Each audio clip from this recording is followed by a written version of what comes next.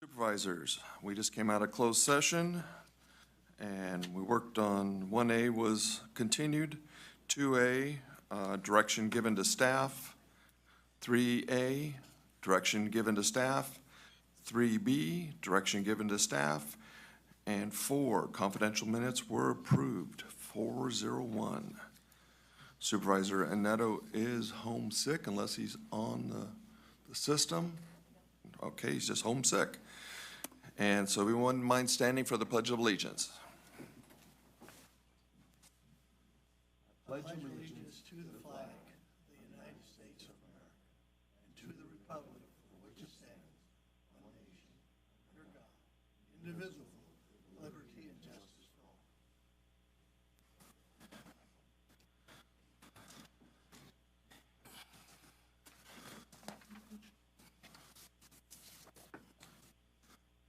Public matter is not on the agenda. Discussion items only. No action to be taken. Any person may address the board at this time upon any subject within the jurisdiction of Amador County Board of Supervisors. However, any matter that requires action may be referred to staff and/or committee for report and recommendation for possible action at subsequent board meetings. Please note there's a 3-minute time limit. Anybody from the public? Anybody on Zoom? Thank you. Board, anything from the board? Okay. I would like to add in, I was able to attend the Jackson Parade. Excuse me. That was done by the American Legion. It was a lot of fun, and one of the things I always get is being a military veteran is, thank you. Well, you're very welcome, because it was an honor to be in that parade. It was an honor to serve this country. So thank you. Okay, the next item is approval agenda. We need to add addendum number 1A to 5L, Jackson Valley Irrigation District. And then one item to remove, Survey Department requests item 6B removed from the public hearing and not continued. Mr. Chair? Yes. The representative from JVID is here. Do we want to move him, bump him to the further up the line? What you suggest? Do you want to sit here all day? Oh, okay. I don't know. How about we move him after B? There you go.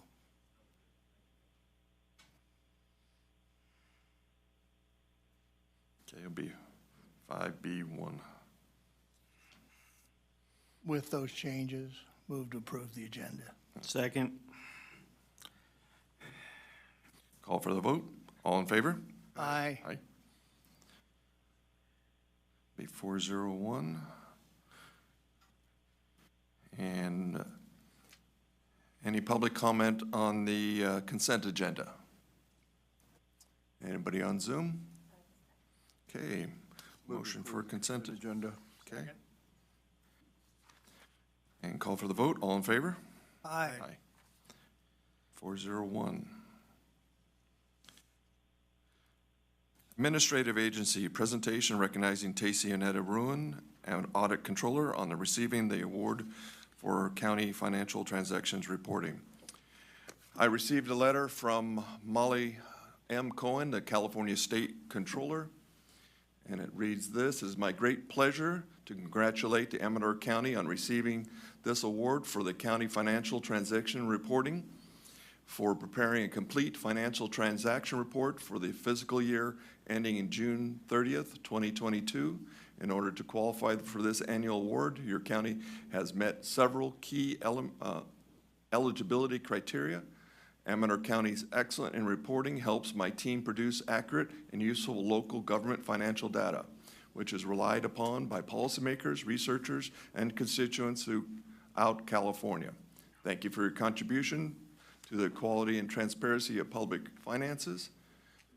Please convey my congratulations to all county staff who contributed to your success in receiving this award."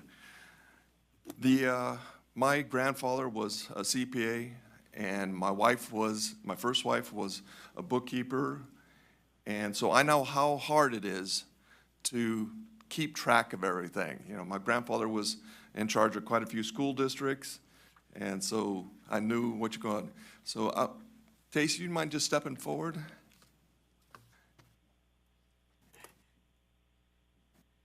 And I also know that accounting is such a nitpicky little thing. Every I needs to be dotted, every T needs to be crossed. Everything that your staff has done has been outstanding. To be recognized by the state, you and your staff is just outstanding. Thank you.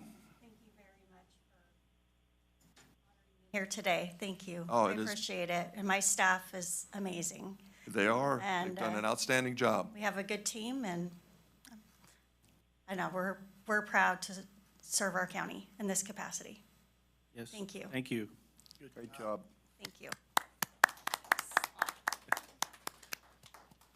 Okay, we will continue on to update of the progress on the Veterans Memorial Park in Plymouth and discuss future funding for the project.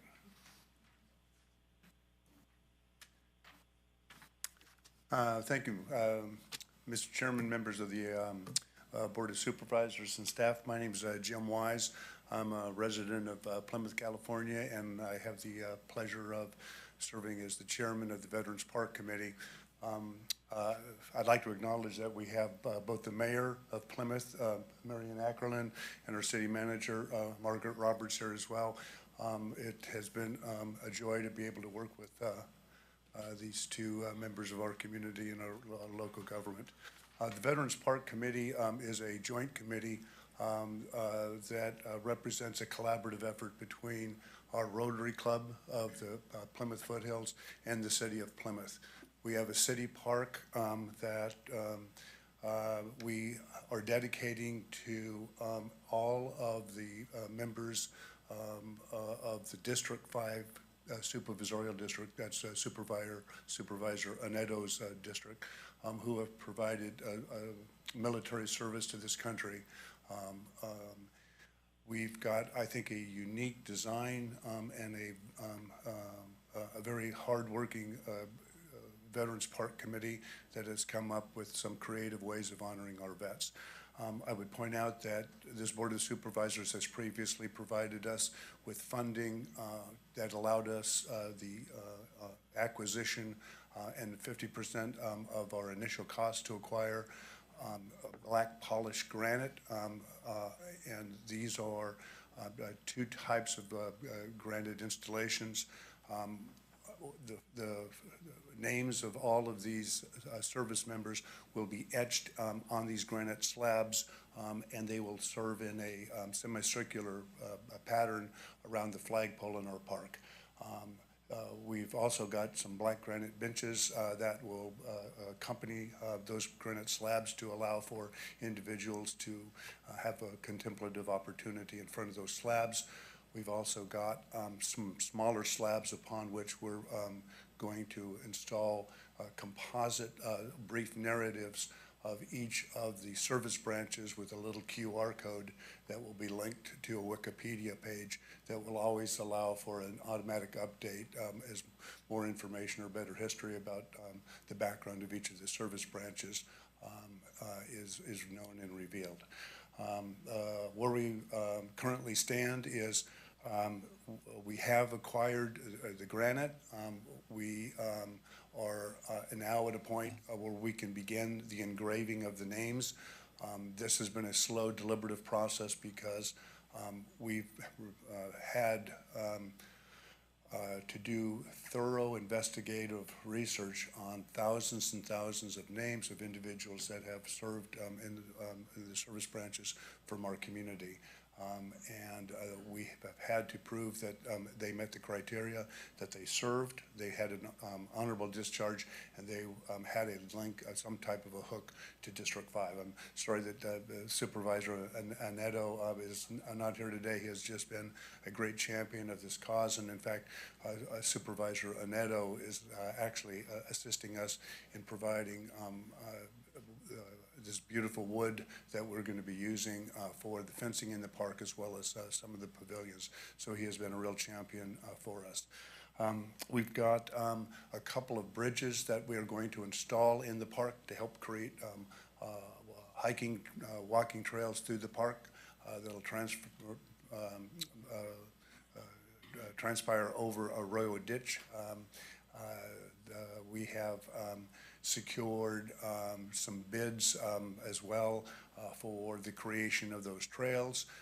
And we've got a volunteer group all ready to go to provide the fencing for the park, for the landscaping for the park. And I know that we have submitted to you a proposed budget that which remains, as well as a current status update of where we are in the park and what we're trying to do. I don't know if this is appropriate time. I wanted to provide an update, but I think it might be appropriate for us to come back to you and actually ask for the funding once we have the board at full strength. But at least I wanted to provide you an update to let you know that we have made really terrific progress, and we're about ready to begin the engraving of the I've indicated to you that we have about 600 names that will be engraved. That's not quite accurate. It's closer to about 525. But I would also point out that this is a dynamic monument. As more individuals, men and women from our community serve in the military, those names will be added each year, so that this will be an ongoing park. We'll have a couple of pavilions. The plans are also for us to, at some point, put a restroom in the park. That's the single largest item on our budget. It's a big ticket item. That's one of the few things I don't think we can get supplied to us by volunteer purposes or donated to us. But to the extent that we can get any and everything donated, we're trying to keep these costs down and make this a true community-driven project and make this an interactive park for our community, so that the reasons we're honoring people by having their names there is very important. And I appreciate your comment, Mr. Chairman, about serving in the military. And this is the type of recognition that we're trying to provide to everyone else. But we can't provide that recognition unless we make it a viable, intriguing park and people actually come and put eyeballs on those names. And that's our goal. Agreed. And I'm happy to answer any questions if anybody may. Any questions from the board? I have a question to direct to our council or CAO. This has to abide by prevailing wage, so the volunteer work that they're talking about, can that be done and go around prevailing wage? It all depends. It's kind of a complicated issue. We'd need to know the details before we could answer that question. May I offer maybe one insight here? The contracting entity is actually the Rotary Park Foundation, a 501c. And I know that if this was endeavor that was organized by the city, I believe the prevailing wage requirements would hold. But because it is that foundation that is the contracting entity, I'm not so sure that the prevailing wage considerations actually are at play here. But I may be mistaken. I understand that. I think our council needs to all look at it because it is city property, correct? That is correct. So I guess the other question would be, since the city of Plymouth is here, would the city of Plymouth entertain taking the money and completing the project along with the Rotary? I obviously can't answer that. Yeah, I know that. But I would point out that the city has similarly also advanced funding for our project from city coffers as well. Are all of these estimates put on paper in consideration of possibly having to use prevailing wage? They are. Good. So this is, if you will, the high water mark that we're looking. But you're not asking for money right now. You were just giving us an update, correct? Right. I think that that's the most prudent course of action. Okay, Okay. understand. I'm not a big fan of prevailing wage, but my feeling is wherever you can cut corners, cut corners. Maybe I shouldn't have said that with our council here. Okay, anybody else from the public? Anybody on Zoom? Okay, thank you very much for the. Appreciate it. Okay, on to 5B1, the addendum number 1, Jackson Valley Irrigation District, discussion and possible action relative to a request for the bridge loan increase of up to $250,000 from the Amador County Water Supply Fund for the JVID emergency projects related to the storm events of December, January of 2023. Stephen Frederick, Jackson Valley Irrigation District General Manager. Really appreciate you guys moving me up on the agenda. Provided you with a letter. We had a board meeting this last month, and we were discussing our courses of action, finishing up some of our FEMA projects. What was it, last February, I think I came in, looking for a bridge loan so we could start some of these emergency activities. We did complete a temporary crossing. I'm focusing on one project right now. It was an 18-inch pipeline that got basically removed from the creek with the heavy floodwaters. Last year, what we did is we went in there under the emergency and temporarily put what we call HDPE, the big, basically hose flexible line across the creek, just to get people back into water so we could start irrigation season in April. And then the idea was take a break. There was a lot of environmental stuff, of course, being in the creek that we had to tiptoe through. And the idea was get to the part of the season where the creek was the driest. And we went out to bid. We had 2 local contractors that put in bids. Rock Morgan Enterprises received the bid for $170,000 to permanently install this pipe through the creek. I'm working with Weber Guillaume Associates, engineering firm out of San Andreas. They also oversee the city of Jackson and Calaveras Public Utility Districts on their FEMA projects. And they've slowly been getting funded. I think city of Jackson's starting to see some money and maybe CPUD from what I was told from the engineering firm, but I have yet seen any money. We were kind of a special case because we were one of the larger impacted agencies in the county, so they really kind of took their time with us. I'm kind of thinking maybe by the end of the year we'll start seeing some funds. It might not even be the fact that I need this increase to the bridge loan. We might get reimbursed that $500,000 and are able to pay the contractor through that portion of the loan.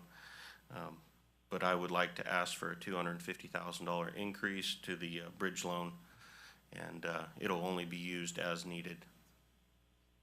Do we have room in the bridge loan fund? Yeah. The water fund? We still have over $1 million in there. So good. And when would it be paid back? Or it's just for cash I hate flow? to throw, This You is just, gotta call, your FEMA. right, so this is just for cash flow purposes? This is 100% cash flow, yes. Okay, all right, so it could be up to like a year or two? I would say a year at the most. I'm hoping the next few months. Okay, I'm just in a bad spot because I was expecting this 500,000 to start getting refunded. yeah, You know, it's almost been a year, but, yeah, and that's where I was said, my engineering firm said, understood. people are slowly starting to see some, but FEMA this round, I don't know if you guys heard, but they're a little slower than the 17.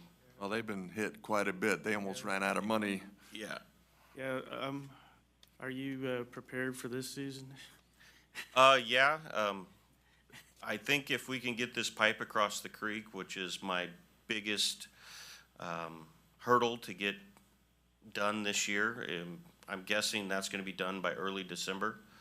He's down there currently, right now, as we speak, working. You know, I just got a bad feeling it's gonna be another big winter. Yeah, well, that's what they're saying, it's gonna be a wet winter. It Wet may not winter, be as much snow, but it's gonna be, but a lot of rain. Let's put it this way, the damage has already been done last year. I'm still in the process of fixing, some stream banks and levees that I have jurisdiction over. That'll take me into next year. Hopefully by then, this bridge loan will be paid down and then I'm able to pull from it, Okay. next year, but. Yeah. I just, in case you didn't get the memo. Our track record with bridge loans for these has been stellar, hasn't it? Yes. Yeah. Yeah, it's worked out whether it's been JVID or AWA. Yeah. Yeah, it's really helpful. I will add that as part of the discussion, Richard, he likes coming to our meetings, but he wasn't here when we discussed this. But, you know, the board did discuss about pulling from their reserves and using the bridge loan, and it's just much easier to keep this in a package, the FEMA projects, with the county and using the bridge loan to do that, and not put the burden on our reserves. Take it out, it's hard to put it back. Yeah, but, Maybe you know, they have a good if, track record of paying the loans back, too. Yeah, that's what I meant, yeah. yeah, when we get the money, it's up here within a week, it seems. Any other supervisor questions? Okay, any public questions? Public comment? Okay, anybody on Zoom? So Okay, do he's we back. need a formal motion on this? Well, yeah, I was gonna ask you, do you want to, so we had an agreement, it was 2023, it was a $500 loan, $500,000 bridge loan, so we would just change that amount, There you go. and that would be the only amendment to that agreement that you approved last year. So it's up to the board whether you want me to draft that change and bring it back to a future meeting, or you could approve it now and authorize the chairman to sign it. I would like to make a motion to approve the $250,000 increase to the bridge loan on the same terms as the previous loan and just incorporate it into it for repayment. Second.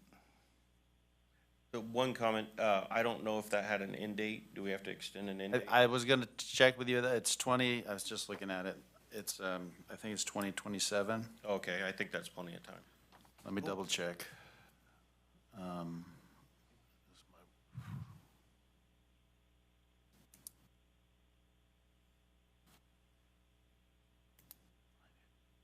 I can't find it.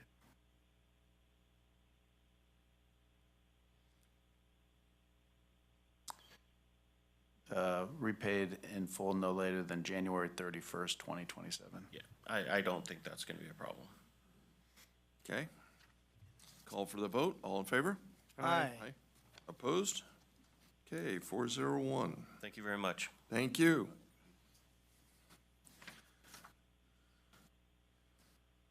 Okay, we're on to 5C, General Service Administration, Safer Streets and Roads for All, Grant Acceptance for Suggested Action.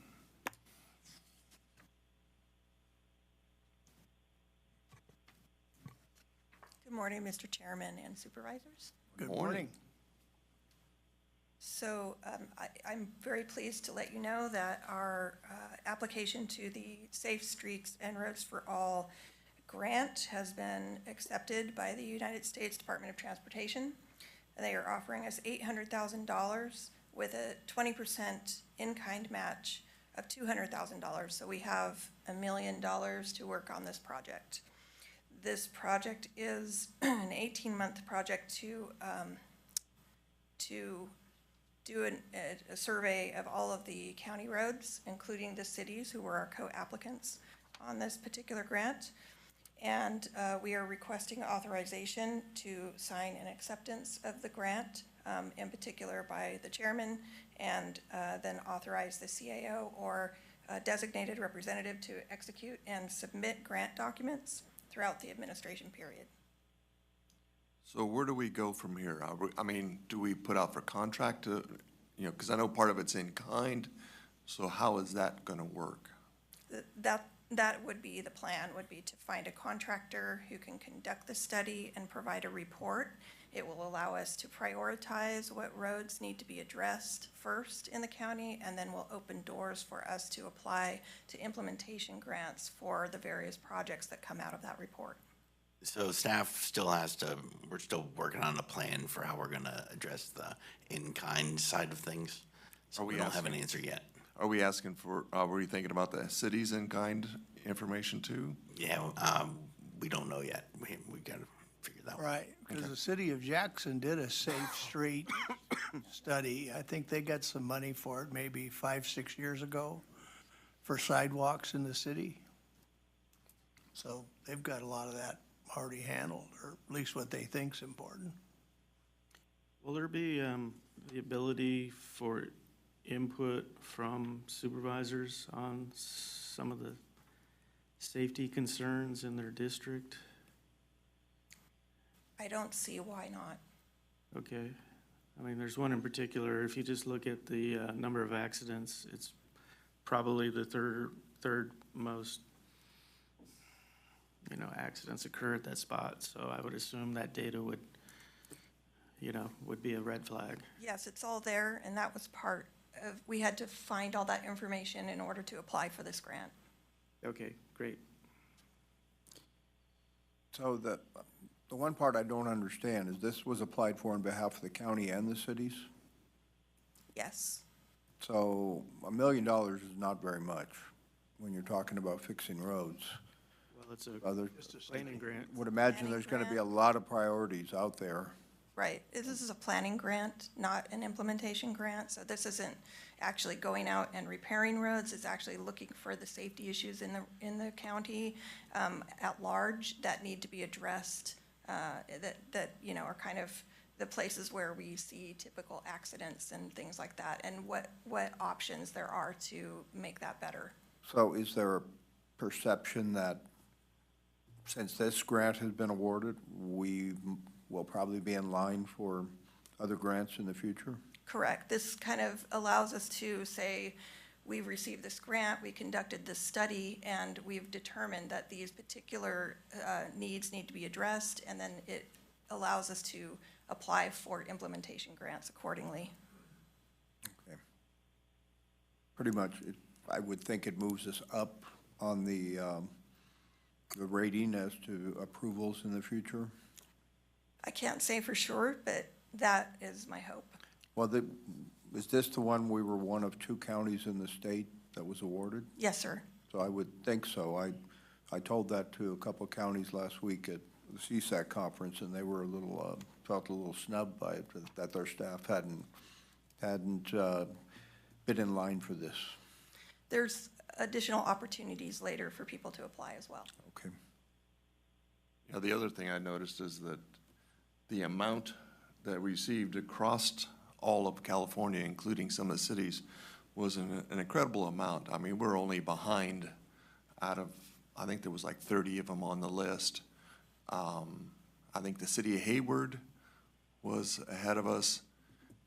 And I'm sorry, I don't remember right offhand. There was a second city, but we were still a large amount compared to everybody else. So it was an incredible. And that's so, Karen, I want to thank you for all the hard work on this and working on this. It was a good showing. So back to the board, where do we want to go? Oh, actually, I've got to go out to the public. Okay, anybody on Zoom? Okay, back to the board. Mr. Chair, I'll make a motion then for us to accept the grant and authorize the board chair to sign the award when it arrives, and authorize our CAO to execute and submit grant documents. Second. Okay. Call for the vote. All in favor? Aye. Opposed? Okay, 401. Thank you, Karen. Thank you. Thank you. Keep finding that money. I appreciate it. Yeah. Okay, 5D, General Service Administration, city's impact relative to animal control services. Morning, gentlemen. John Hopkins, General Services Director. Evan Jacobs, Director, Animal Control. So you've got my brief memo there. We're at a point where we're getting toward the end of the year. We have met with several cities, Ione, Jackson, and Sutter Creek. We've had conversations with Plymouth and Amador City. The only city that has reached out to us that wants to continue service with us is Amador City. Haven't heard from any of the other cities since those letters or those conversations. So back in May, when we talked about this, the board had given staff direction to sort of transition away from that by the end of the year. We plan on doing that. Figured I'd bring it back to the board, see if you guys have any questions or discussions regarding that. It's unfortunate we haven't heard from 4 of the 5 cities, because the other part of the discussion was, yes, we were looking at the end of the year, but realizing it was mid-budget year, we could have adjusted that date a little bit, but we need to have some conversations to make that occur. Well, we have heard from them. One time, but we haven't had them come back, correct? Yeah, I haven't had anybody engage. You know, I've tried to encourage some education so that they understood what their responsibilities would be. You know, I realize money is the core issue here for the cities, but we can't continue to provide that at no charge. It's a service that is absolutely the responsibility of the city, no different than what I said in my letter about water services or sewer or law enforcement. With the city of Plymouth, it will be a little bit challenging because we did have an issue with the sheriff's office here recently where they requested our service. Evan responded by letting the city know that, hey, that there's 2 dogs running at large. I don't remember what the city told you. Did you get a hold of the city? They weren't going to go out that day. So the city wasn't going to go out that day. The sheriff's office gets a little frustrated. They call for our service and demand that we go out there. We go out. Fortunately, they were able to find the dogs, and the dogs didn't bite a kid, because that was the other allegation. But, and the owner showed up, and the owner, you know, the dogs were ultimately released, and we billed the city for those services. But what's going to be challenging is if the sheriff, since the sheriff is their AKA law enforcement out there, we don't have a contract with the city for animal services, but the sheriff does. So we'll respond if the sheriff wants us to, but if those field services, we're going to bill the city of Plymouth for that if we do show up, and see how that goes. I know we billed them for that incident, and they did pay that bill. I think it was $150 or something like that, because it was a minor issue. What's going to be more challenging is if it gets into an administrative issue. So if the sheriff believes animal control should go out within the city limits and it requires a pre-seizure, post-seizure notice, or it requires a bite and any action with quarantine, or any of these administrative issues that drags council into it, or any of that kind of stuff. So we'll have to have further conversations with them on how that's going to be handled. But even with all of the cities, in the agreement that I gave you guys as an example in May, council services were born on the cities. We didn't want to get involved with that. So we provided field services, we provided shelter services if they wanted it, but legal services, that was, we said, you're on your own.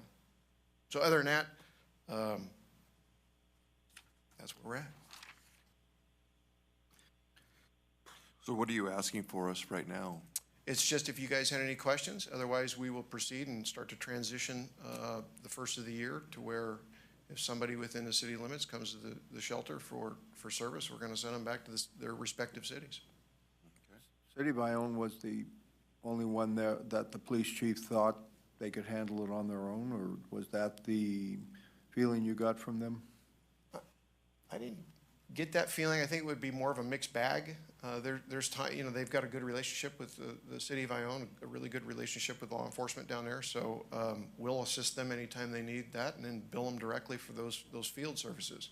They're just gonna have trouble with, that's not the major push though for animal control. The major issue is the people that come through the front door. That, and law enforcement, all of the law enforcement agencies, I've told them, you know, you got your call logs, but that is a marginal issue compared to what we deal with via phone calls and what comes through the front door. So we'll see how that rolls out. Do we check their, where they reside in the county when they come in? Oh, yeah. Okay, Oh, yeah. We know exactly where you live. okay. I haven't been in a while. Well, John, the intent was originally to what, have the cities cover one extra animal control officer and what else? And a tech officer and a 3 altogether. Wish list is one. wish list is officer. 1 officer, 2 techs. But, Yeah, you know, they're, In addition to what we have right now, and right. that's mainly to cover what you felt was the city's portion. Right. And since none of the cities helped to build the new animal shelter like they did in San Luis Obispo County and other counties, I think we've let it go too long where it looks like the county is always gonna absorb it, and we can't absorb it anymore. Well, the county absolutely has been extremely generous over the years, and it's just built up to a point to where now costs are, you know, it's hard to ignore. It's also, when I did some homework, it is, like I said, it's one of those services that is not, it's distinctly the city's responsibility. So it's not that we don't want to provide service or help them out, but they need to take responsibility for those services, just like they do water or sewer or law enforcement. It's their charge. And so, you know, we're at this point where we will still continue to help them and be a resource if they need us to, but we're just going to direct bill them for it. Without a contract to each city? In those circumstances, I'm not sure what else to do. I recognize that the cities are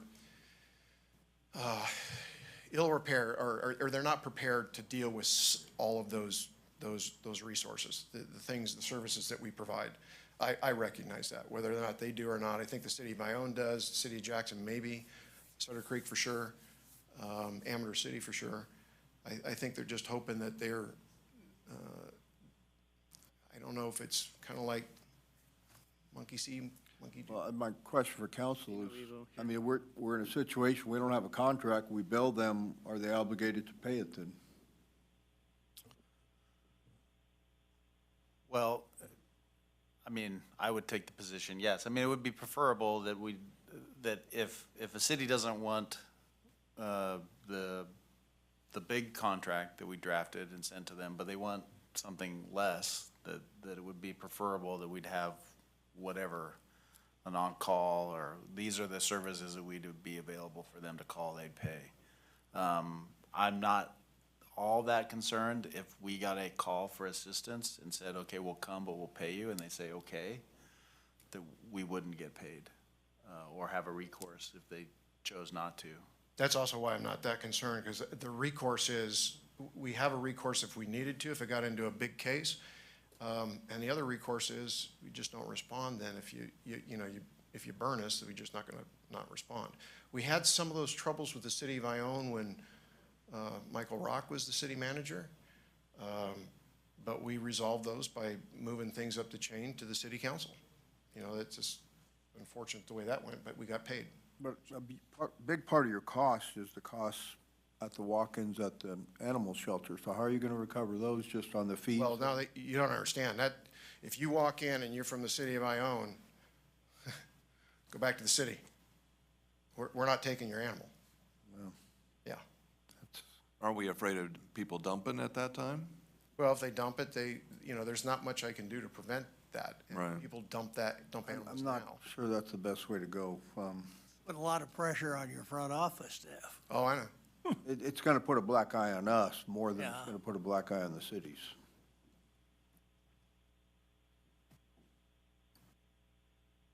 So can the cities afford to contribute anything?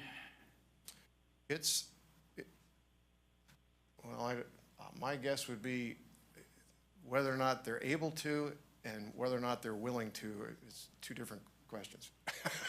I will say this has come up in some other jurisdictions that provide law enforcement services, and I came across this, it's a government code section, it's 51350. And it says, a county which provides services through its appropriate departments, boards, commissions, officers, and on, shall charge the city all those costs which are incurred in providing those services, so contracted or authorized. But it excludes overhead costs, so, certain overhead costs.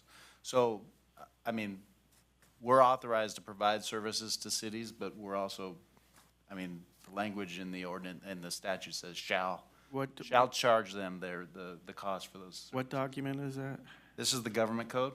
From the state of California? This is the the California Okay, government code. so we do State have statute. Yeah, we have. some we can- obligation, and then they have some obligation too? Well, I guess what it sets up is we're authorized to provide services, whether it's fire, law enforcement, animal control. But the state envisions that we will get paid the cost of what we're providing to another jurisdiction. So that's not explicitly in there, What's not? them paying us? No. Okay, but we're obligated to But I'm just, I provide mean, the I service? guess the question is, you know, technically, paying a portion is, it doesn't necessarily comply with this statute. Well, it's better than nothing. Well, it is, but I'm just telling you. But based on that, we really can't refuse them. No, we can refuse them. No, Yeah, absolutely. if they're willing to pay, but no, it's still a contract. We're not obligated to provide services to a city. Under the Food and Ag Code and the We're- Health and Safety Code, we do not, or we are not required Okay. to provide All right, services. It so, just says a county which provide, if we do provide services, we're supposed to charge them the cost for providing that service. okay. You know, the other thing that I think the board should realize is we get numerous people, it depends on the shelter, but Calaveras is, I would not say is equivalent to our shelter here in the way that we handle and treat animals and care for them. We get a lot of people from Calaveras that want to bring their animals over here. Sacramento, as far as the Bay Area, we turn them away, and we don't have a problem with that. So staff is used to that. They're just not, you know, the cities are going to be under that same auspices of turning people away. Well, if that's the case, I would notify each city that's going to happen. Hopefully, they'll inform their citizens of that, but we need to have signage at the shelter that clearly states that too, so people know when they walk in from the incorporated cities that their issues are not going to be dealt with by the county. And I'll reach out to all of them again too, just to talk about that sort of contract Greg's talking about, to see if they want to deal with just sort of on-call services, so that if the sheriff calls us, we're not in conflict with the sheriff saying, hey, City of Plymouth, we're not responding, or Ione or Jackson because we don't have a contract. I don't think most of them will have an issue with that per se. And then they can handle their business the way they want to handle their business. So curiosity question here is that if somebody from my own wants to drop off an animal and you're refusing them, but what would be the cost? What would be the cost if somebody brought that animal to drop off? Have we even thought about that cost for an individual? You know, is it $100? Is it $500? To charge the individual, you mean? Right, to charge the individual. We have a cost per animal that we Provided over our entire budget. provided over our entire budget, and we could look at bringing that, we just looked at the fee schedule based Right. on what the city of Jackson had suggested to Chuck and I, and we brought that back. We could bring that fee structure back and maybe add that to where if there's an owner surrender from a particular city, that they pay X. for Right. that From And the city. as a So resolution. that would be a pretty large number, Yeah. potentially, Yeah. because, you know, you house them for how long? Well, it's not just the housing, but before we adopt out an animal, that animal needs to be neutered and spayed, medicated. I mean, just, I That too. think a husky right now, if a female husky, you're gonna pay $500 to get that girl, fixed. So it's not cheap to do that. We had, Michael Rock showed up the other day with a dog, wanted to turn it in. He got it 2 weeks or 3 weeks ago from Bradshaw. You know, the dog shows up with a muzzle on it, and he wants to turn it in animal control because the dog has got some aggressive behavior issues. Evan did a good job, said, go try to take it back to Bradshaw. And by the way, if you want to leave it here, you can, but we're going to euthanize the dog if you're telling me it's got issues and had other issues with dogs. But there's a cost to that euthanasia, and it's not cheap for an owner to turn in a dog like that has behavioral issues, and we don't like to euthanize animals in the first place. The compassion overload. Yeah, so, The other problem is that a lot of those people that bring animals in to surrender them probably can't afford, that's probably part of the reason they're turning the animal in, I would think, too. Some of the case, but I've been able to secure some grant funding. So if someone says, hey, I need to surrender my dog, we ask why. If it's medical, then I've got some grant money, and I've got 2 vets willing to work with us, and we can get them in relatively quickly. Same with the officers. I went on a case last week with an officer. She didn't have a nickel to her name, but I was able to secure grant funding or use some grant funding. So there is some funds for those folks, so that way we're not having to take in those animals. Good. so it sounds like I can bring back a fee schedule again, if you guys want to look at that, just to see what it would cost for somebody from a city to turn an animal into animal control on an average basis and have a fee established for that. And then I'll bring back a contract. Council and I and Evan can work on a contract for field services and reach back out to the cities to see if they want to engage in just that. Is everybody okay with that? Yes.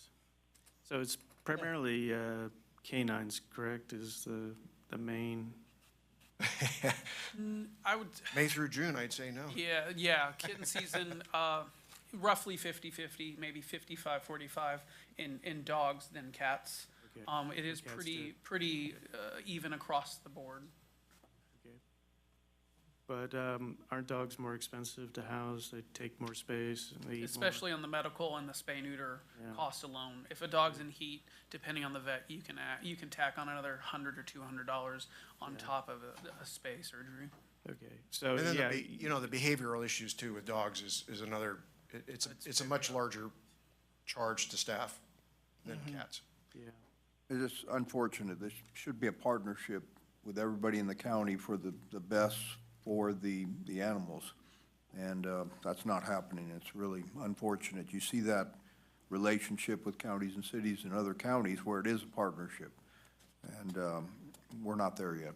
Well, or they have their own and separate distinct shelters, just like Sacramento or San Joaquin counties. They're completely separate. Okay, any comments from the public? Big counties, They are big counties. We've got a comment. big cities. Huh? Got a comment behind you. Hi, Margaret Roberts, City Manager for the City of Plymouth. Thank you, Chairman and Supervisors. We received Mr. Hopkins' letter on May 30th, and I did let him know that same day that I received the letter. On June 22nd, I took the item to my city council, and they requested that I try to negotiate the price with Mr. Hopkins. I reached out to him, and unfortunately, with miscommunications, we didn't have a chance to talk. In early August, he and I did talk, and the bottom line was, his comment to me was, the price was $36,803. If I didn't like it, then we could take over services ourselves, that it was ultimately the city's responsibility. That was his quote to me. And then he said I could have 2 council members come and meet with him, and he could explain to them why the cost was what it was.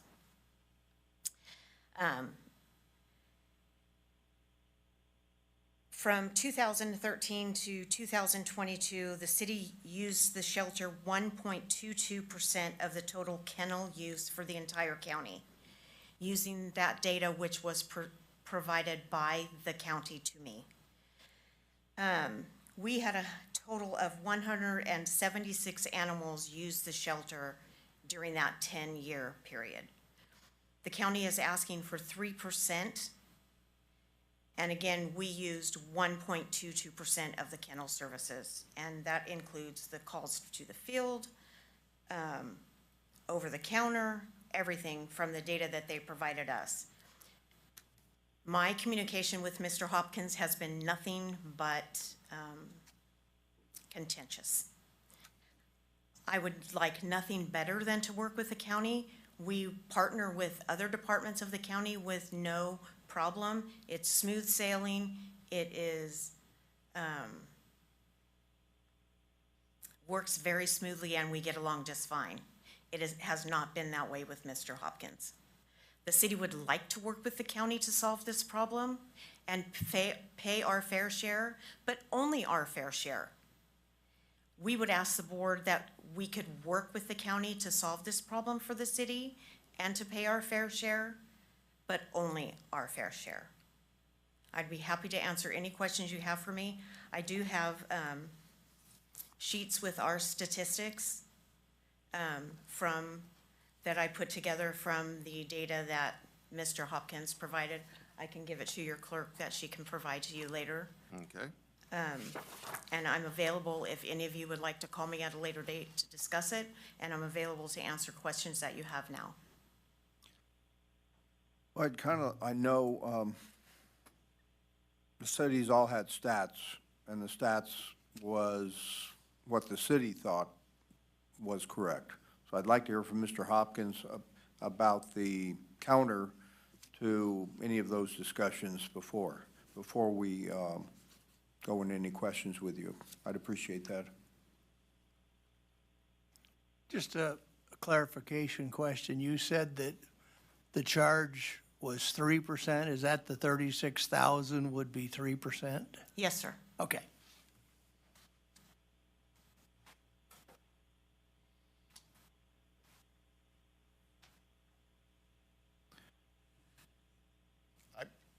I don't have her information. I don't know what information she has. I need to take a look at that and dive into what she's got.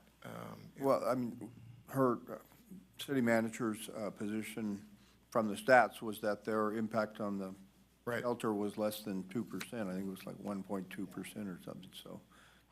Right, so 0.22. what you guys saw in May is exactly what I gave to the cities. You guys, we talked about that, you know how we came up with those numbers. It's based on population. We have looked at several different population stats in regards to animal control services.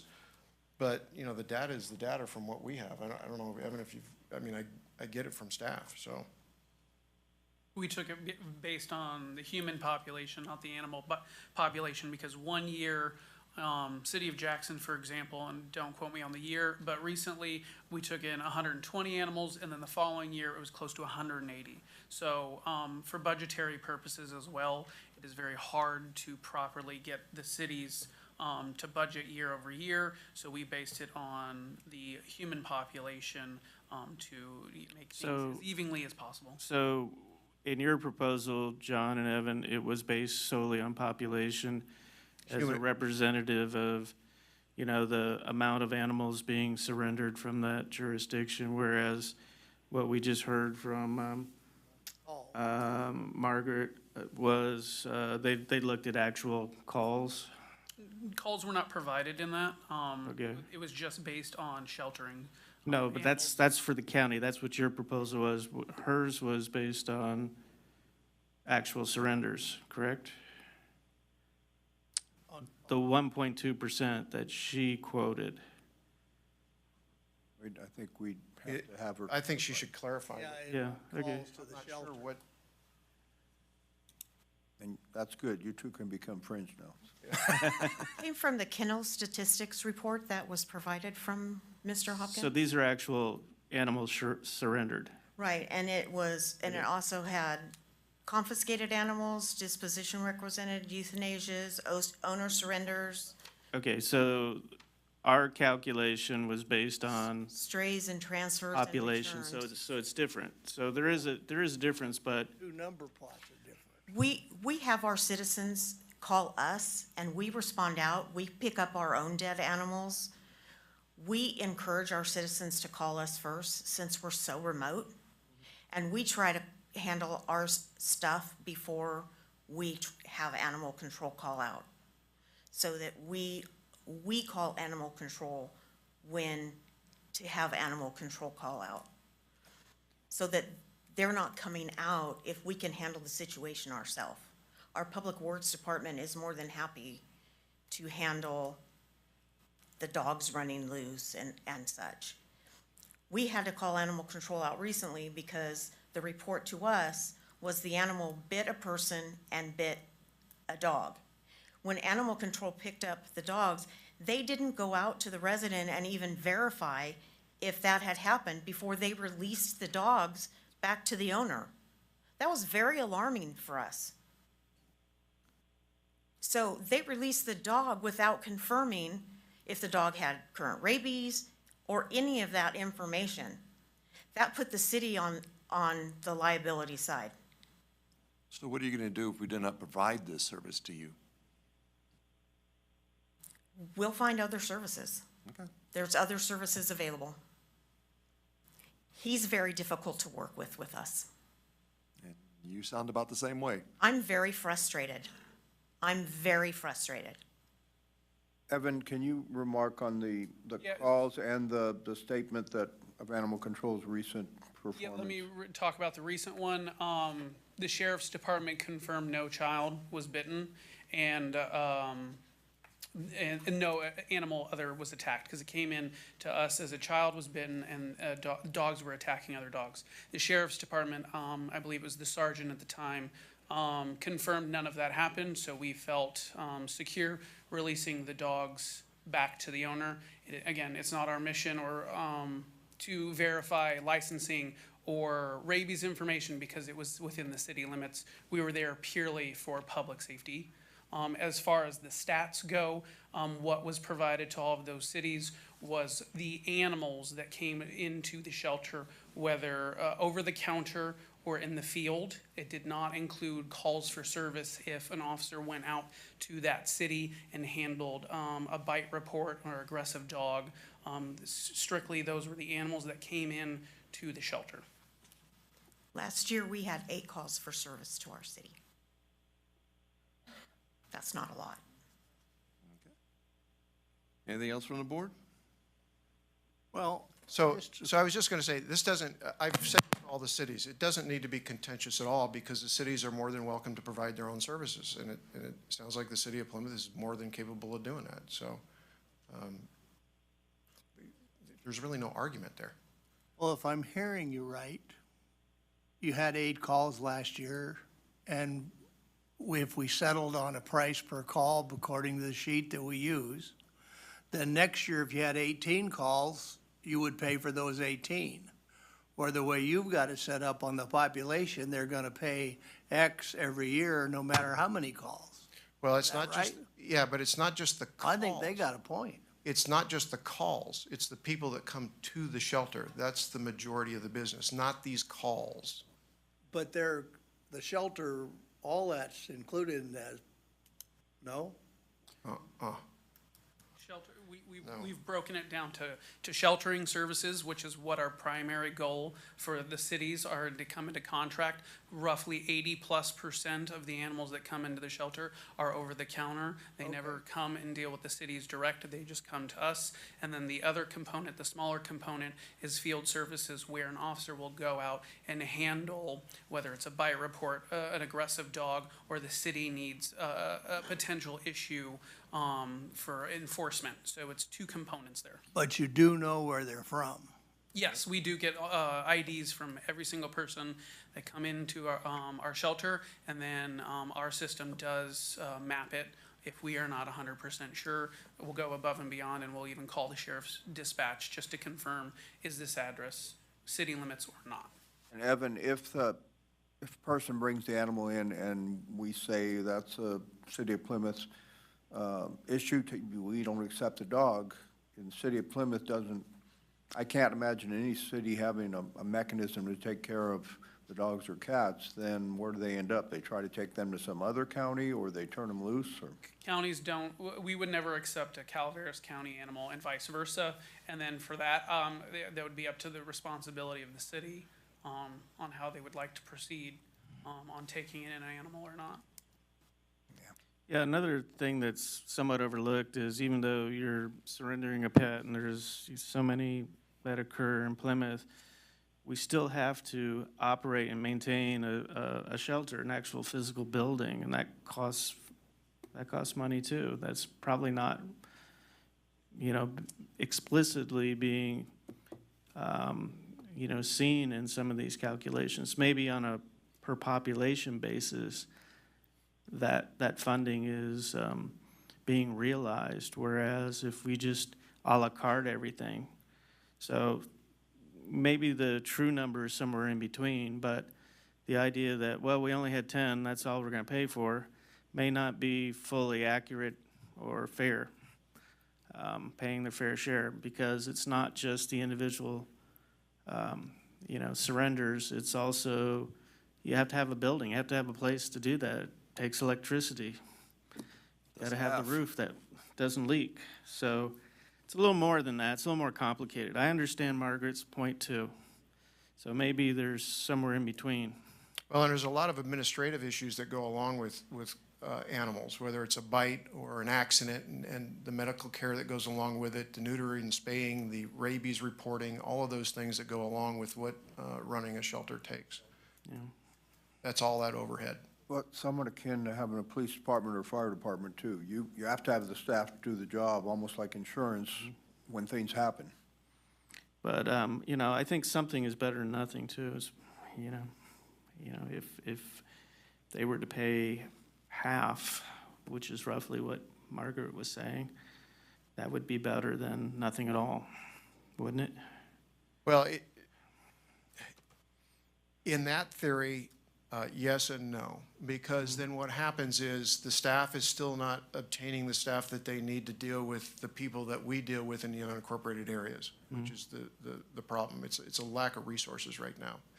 So if the board can certainly choose to negotiate whatever dollar amount they want with each city and direct staff to continue to take animals from the cities, but that impact of resources and the impact on the citizens that we deal with in the unincorporated areas are impacted by doing so.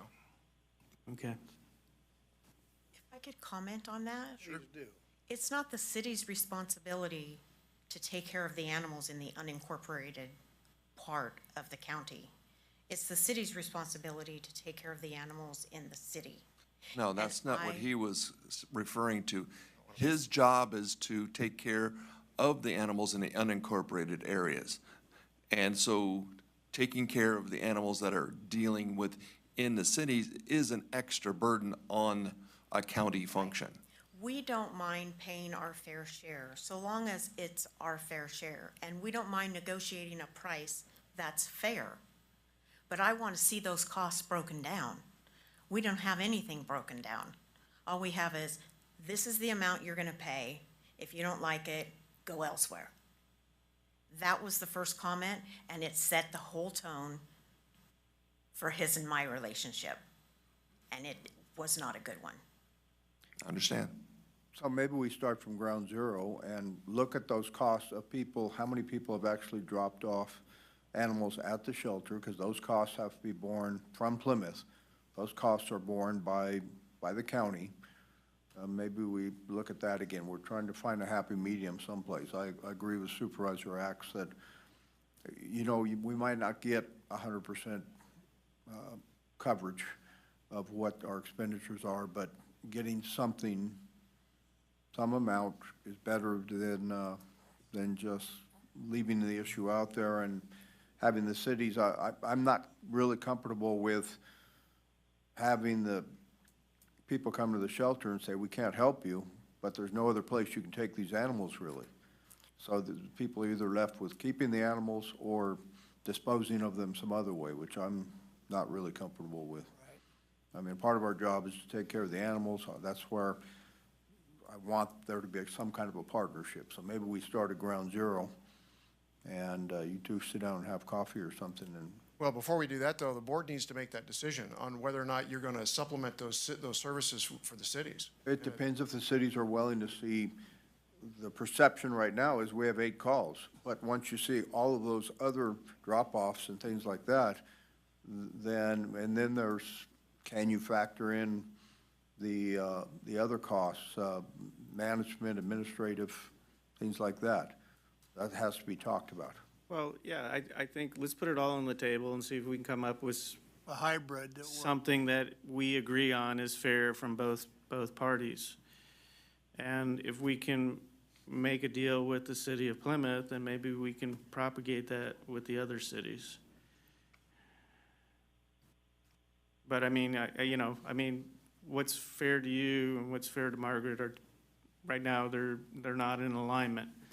So we need to maybe, It's whatever you guys wanna do. try to Well, get and that maybe we have our closer. maybe we have our CO another involved run in at that it. too. In the first meeting to try and come to some understanding.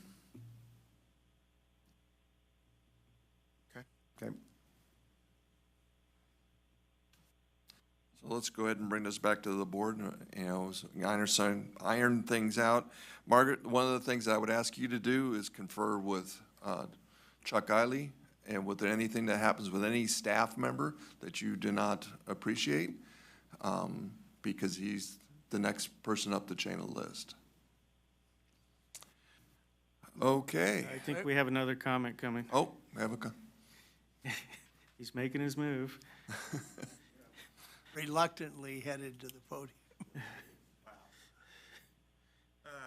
Chairman, Supervisors, thank you very much. I actually didn't come here for this topic at all. Go ahead and speak your name, please. Say your name, please. Steve McLean, Mayor of Jackson. Thank you. I actually came here for a Chamber of Commerce meeting, but it was canceled, so here I am. Dressed a little bad here. My son owns Guy Center up the hill, and he made me the senior cardboard recycling manager. So I have no staff or any pay, but got to come dressed for it. Anyway, from the city of Jackson's perspective, I'd forgotten about this, but we had a similar experience as well. We got a proposed bill from the county for, I think it was $172,000 Yep. bill. And it's kind of like, hello, I don't think we had that many animals, and I understand the conversation today. And I think we'd be happy to work with the county and work out a deal that is equitable for everybody to make it all work. We don't want to build our own facility, and that's expensive for sure. So, anyway, that's all I got. So we're willing to work with you. Sounds good. Okay? All right, thanks so much. Thank you. Thank you. Anybody else from the public? Anybody on Zoom? Okay. So where do we want to go with this? Well, I'd like to start with a discussion with the city of Plymouth and have Mr. Hopkins and Mr. Eiley sit down with the city manager and go over the costs again and see try to come to some understanding as to what would be fair, but also, I mean, we're looking at, it's difficult. You're looking at the administrative costs, and if the cities don't want to cover part of the administrative costs because they feel they don't have a reason to, which I find a little disconcerting, because if they had their own shelter, they'd be covering administrative costs. They'd be covering a lot more costs than that. Sewer, water, everything. So all that hopefully needs to be taken into consideration in the discussion. If we're going to have a partnership is everybody participating in the ultimate solution. Well, you know, the cost to the city of Plymouth was roughly $36,000. I know that Margaret had reported to me, told me that 2 of their city council members thought that was just outrageous and didn't like it one bit because they only pay $30,000 in fees to fire. But when I looked into fire, the majority of that station out there that's manned by 2 men, the cost of AFPD, when I talked to Rob Withrow about that, is about $600,000. They pay only $30,000 of that. So, you know, it wasn't a fair analogy at all when you're barking at me, telling me that, hey, we only pay $30,000 for fire, how could we possibly pay $36,000 for animal control services? Well, it's apples and oranges, totally apples and oranges, because they get measured in money, and AFPD is a good partner with them. I think they own the station out there, et cetera, et cetera. So it wasn't apples for apples at all. So we'll talk further with them. We'll get them educated a little bit more so they understand a little bit better of what we do. So hopefully that'll help. And we'll see where we come out and see what the cities want to do as far as costs go. But if you take any of the cost, if you assume any of the cost, it's no different than assuming any of their water cost or their sewer cost or their law enforcement cost. It's their responsibility, and that's a position I've taken since then. And I know you guys realize that, but if you want to transition into something, that's fine too. I just haven't heard from any of the cities that they want to do any of that. Well, and maybe you look at it as a phased approach. Maybe you phase it in over a number of years. And I'm not saying we're going to recover the whole amount, but maybe you phase in contribution to the animal shelter for the benefit of each city, for their own benefit. Well, and you have to understand too, and the cities will begin to understand this, the services and the way that we care for animals here in Amador County is far different than Calaveras, for example. Evan knows that. He comes from Calaveras before he came from Alaska. So, and it's far different than what Bradshaw does for Sacramento County. It all depends on how you want your shelter to run. But I will tell all of you that animal control used to be like the 6th arm of the county years ago, and the population in Amador County, I would say most of them love animals more than they love people.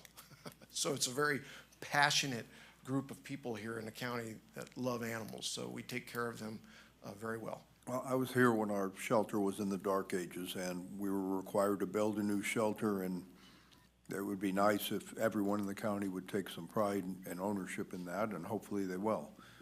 But we need to move forward and make those relationships happen. Okay? So let's start from ground zero. Okay. Thank you. Okay, direction was given. 5E, General Service Administration, discussion regarding grant application for preservation of the DA building. Hi there, I'm back. You're back. I'm back. So we have an opportunity to apply for a grant that would apply to the project that was discussed recently about the DA building exterior that needs to be addressed. This is a grant called Save America's Treasures. It's a competitive grant, no guarantees, and it is a grant that requires a 1-to-1 match, so 50%. We could receive up to $750,000, but the county would have to be prepared to match that $750,000, 1-to-1. The project itself has been identified as being approximately $1.5 million to complete. So this would actually be a correct amount of money if the county can commit to that amount. This is, the match needs to just be non-federal funding, so we can always continue to look for additional funding that would apply to that $750,000 match, but in this case, there's no guarantees until we apply and receive the grant. As I recall, the DA's office had 10,000, so we'd only have to come up with 740,000. Oh, is that all? And where are we gonna get that from? Yeah. I don't see any use applying for the grant if we pledged our DA we were gonna try, but where do you come up with 740,000? Well, we have remaining ARPA funds. We have funds that we've set aside for roads. Yeah. Are those two different things, or are they one and the same? They're two different things. Okay. How much in remaining ARPA funds do we have? We have about $1 million. So that, this would eat up the majority of it. But some of this match could be in kind as well. I believe that is the case. Okay. Would you still be looking for something to cover this Correct. And 740? in the application, you also have to provide that information. How are we going to cover that match? So if they do affect these repairs or renovations, how's that really gonna change the building? I mean, what's it gonna be applied to, and then is it gonna be a brand-new building, or are we only gonna focus on fixing a few things in it? It can't be a brand-new building for this grant. Well, I'm just you saying that figuratively. It's gonna look like a, totally revised, when you go into a refurbished, historic building, is it gonna look like that, or are we just gonna fix parts of it, or what? It's only parts of it. Yeah. So the one-time monies back in 2017 that were allocated for it was basically to scrape and paint the building. Since then, there's structural repairs that need to be done, doors that need to be dealt with, and that cost has gone way up, especially since 2019, to where the estimate that we got from a contractor here 2 weeks ago, was roughly about 1.6 mil. So all it's gonna deal with is the exterior portion of the building. Now, the building over time, the DA, I know, complains from time to time that they don't, we're not paying attention to that building. But that building in the last several years has got a new roof on it. It's got a generator. We just recabled it last year. Got a new HVAC system. It's got brand-new HVAC. So, I mean, it's not that we're not paying attention to the DA at all. It's just resources, and we're at where we're at with that building as far as the exterior. It's in bad shape. It's a old wood building, and due now to it's gonna have deferred maintenance. historical protections as well. And SHPO, yeah. Is that one of the conditions of the grant we have to, or was it already on the historic register? It already is, and it Yeah. is one of the conditions of the grant. Well, if it's on the historic register, you're very limited in what you could do, right? My understanding is that unless, there are some specific guidelines, but I think that that's something that we would kind of have to eke out in the grant application process. You have to restore it back to its, of like materials and look, Yeah. is what you have to do for But it. you can't go in and tear it down either.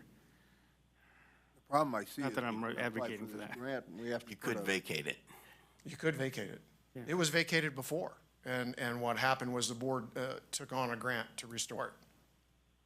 I'm not sure how we can apply for this grant, because unless we're prepared to say we're gonna take $750,000 out of ARPA funds to help pay for this. But we were partially using that as a bounce money for the jail project too.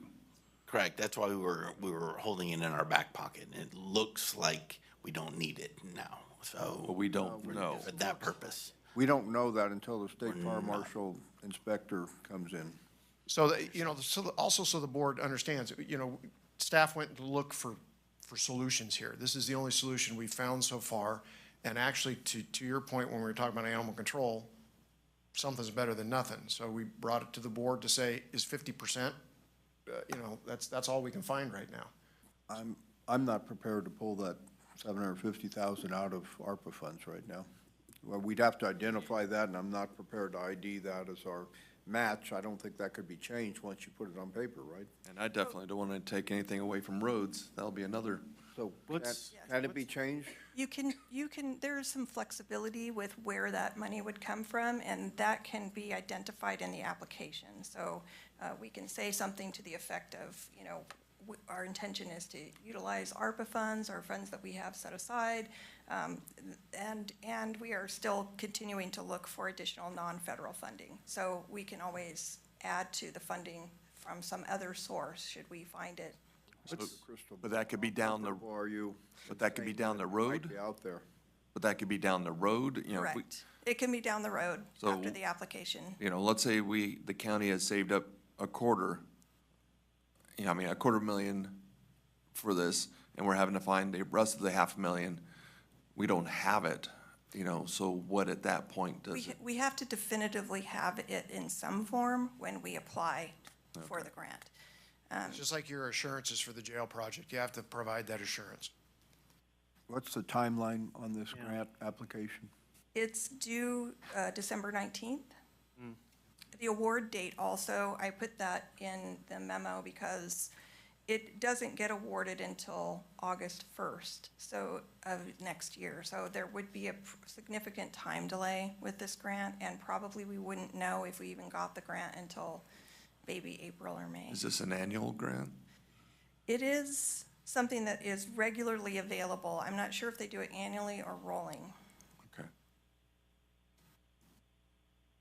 This is through Interior Department, Yes. so state does not have anything through our state historical preservation? Not that I've located so far, but that's very possible. Okay. But Supervisor Forster, you were asking me what my feeling was about finding grants. I can't, you know, a lot of grants are competitive, so even if we find something and we apply for it, doesn't mean we're gonna get it. Come on, you got a great track record so far. John, I think the biggest problem, I own an old house, and by the time you take the second board off, your budget is gone, because there's something else wrong. Well, the district attorney's building, that building is certainly a money pit. Because of the deferred maintenance and the water intrusion in it, the condition of the exterior, you are hitting the nail on the head like that. Anybody that's ever done any home renovations that has had that experience, you know how that goes.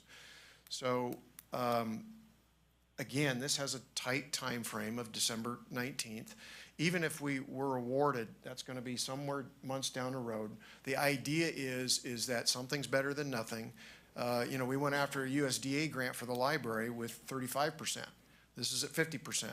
So the board can still make decisions not to accept the money later on down the road. It's just whether or not you want us to apply for it right now while we're still trying to figure out where we're gonna come up with money. So in I don't this, think it's a good thing to not apply for it right now. so in this It's a time- application, you'd have to put the ARPA funds in, but then we could do a switcheroo down the I- road? Correct. Okay. But we don't get a black mark if we turn the money down if it is awarded. Not that I'm aware of. It just goes back into the pot, their pot. Their pot, yeah, and they would just move to the next I don't, award on the list. that takes away a lot of the risks. Yeah. And It does, that's.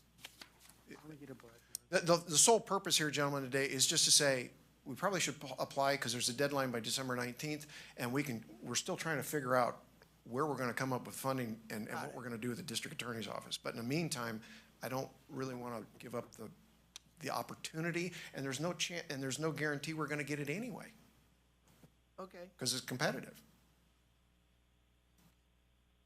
Well, let's go out to the public. Any public comment? Okay, we'll go to Zoom. Okay, nobody on Zoom. I mean, we have people on Zoom, but nobody raised their hands. So back to the board for a motion. Make a motion that we accept or apply for the SAT Save America's Treasure Grant and authorize the CAO to submit for the grant. second, Okay, call for the vote. All in favor? Aye. Aye. Opposed? 401. Well, we're going to take a quick break before we come back for 10:30.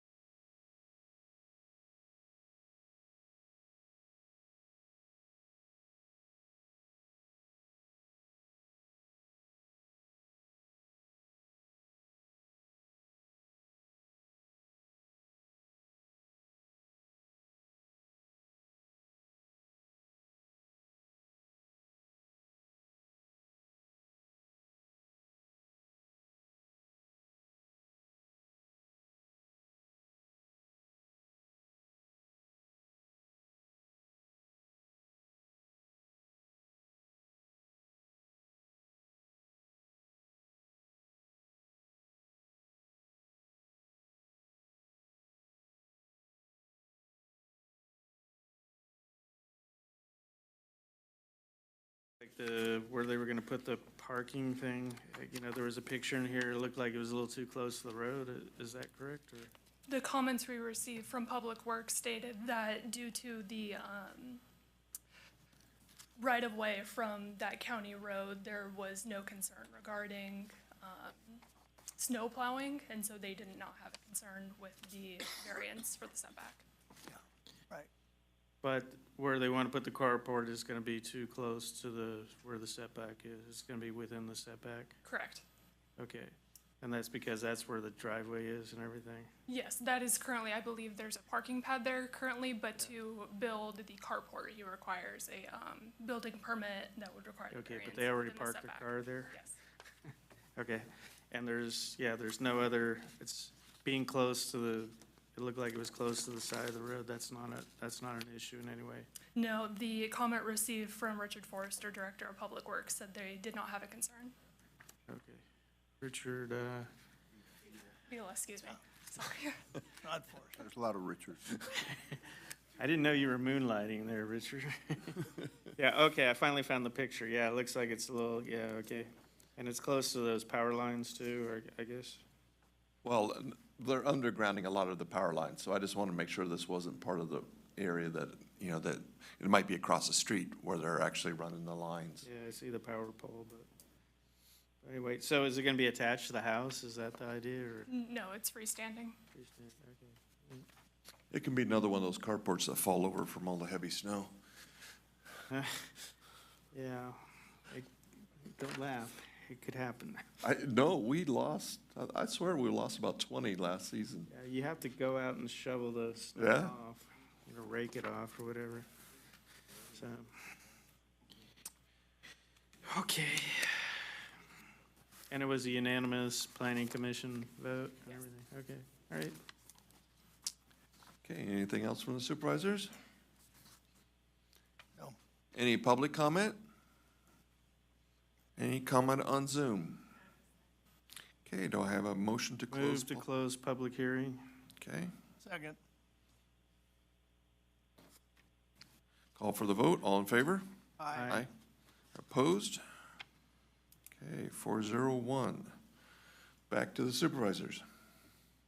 I'll make a motion then to approve this project and adopt or accept the findings, and approve the resolution.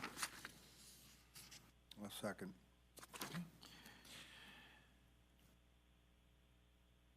And again, call for the vote. All in Aye. favor? Aye. Aye. Opposed? Okay. Thank you. Thank you very much. Okay, 6B was pulled. Does anybody like to make comment on 6B? We're coming back to you. We had to go to the public hearing portion. So we will be going back. Nobody on Zoom. So we're gonna bring 6B back in the future, is that it, or? Yeah, the survey department just asked to be pulled because I guess there was something wrong, glitch in the system. So it's not being continued, it's being pulled. John Hopkins, it's your turn again. 5F, General Services Administration, PG&E, PSPS, Community Resource Center. Good morning, John Hopkins. The reason I put this on open session is because typically we would have property negotiations that would go under closed, and then we would come back once we negotiate things. But because of the urgency here of PG&E wanting to get going with some of these improvements, I put it on open to see if the board wants to use the Veterans Hall as a PSPS Community Resource Center during those events when OES and PG&E agree that they're going to shut power off in that area. And this is primarily because they've lost their resource at Mace Meadows up there. So they targeted that, and they're willing to make those improvements to improve the ADA stuff at the building, and then also pay us when they're on site. It also, they would not be able to use it though for any of the election purposes. So And we brought this before the ACRA board, And their new contracts will show for anybody that wants to rent the hall that voting is number one priority. Correct. PSPS would be a secondary priority. So that all the people that would be using the hall would be recognizing that. Yes, so if they actually, well, and if they shut down power anyway, Well, there's a generator there, so. yeah, there's a generator there. So it's really at the board's pleasure, what you want to do. If you want us to move forward, we will get into that license agreement with PG&E and move forward. You said that was the portion about the elections was noted in there. I didn't, It's in the agreement. you said the section it was in. I could not find it in the agreement. I gave my agreement to the board, so I don't remember what It's in section, the but it's appendix. noted in there. Or Exhibit B or D. No, that's $88. It's within the text. I could not find it in the text. Maybe I just missed it. Because what if they set up the haunt in there and then we have to go into a PSPS? Yeah, that would be, What do we Being do interesting. then? I also clarified in the exhibit, I think it's on the last page, you tax my memory here, but the last page where I noted also that they will actually remove all of the pavement and replace it. They're not just gonna do an overlay well, for it's, the ADA part. that ADA is so far gone back there that anybody would have to do that. Right, so there's that clarification in there as well. Supervisor Forster, it's paragraph 1. It says, it's the last two sentences or two, notwithstanding the grant of the license is set forth above, PG&E, they're precluded from using the property for any purpose on any dates during the term of this license on which the county will be using the property for elections purposes. What section is that in? What page is Section that? 1 on, it's 2 of 10 of the document and 199 of your Okay. board packet. Okay, Use of got it. Thank you. Yep. I know it's in there.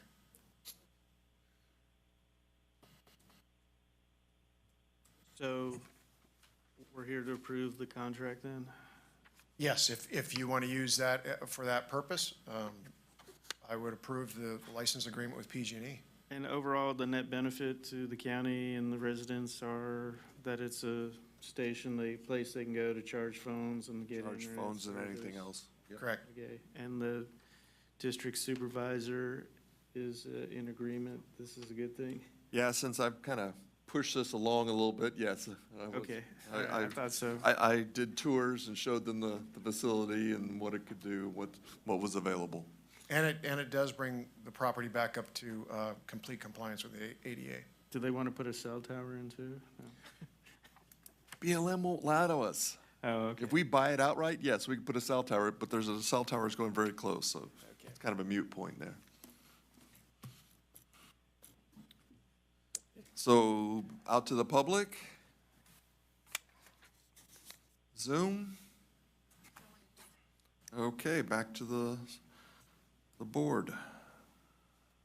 I'll make a motion then to approve the contract with PG&E for utilizing the Pioneer Park for PSPS as outlined in that contract. Anything else? Is there a resolution that goes along with this? I don't think so. Okay, we have a first and a second. Call for the vote. All in favor? Aye. Opposed? Thank you very much. We're actually gonna make money on something. It's kind of a weird thing.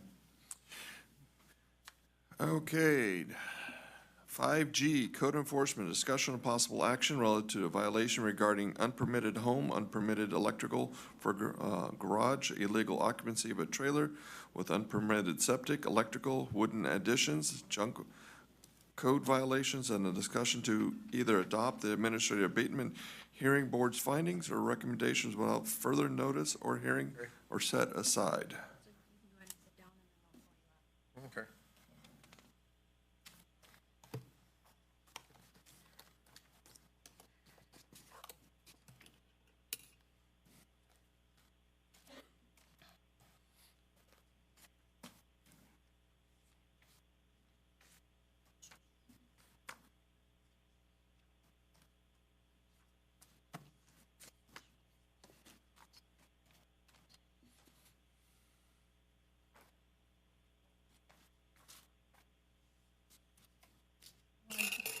Good morning, Board. Michelle Morning. Geller with Code Enforcement.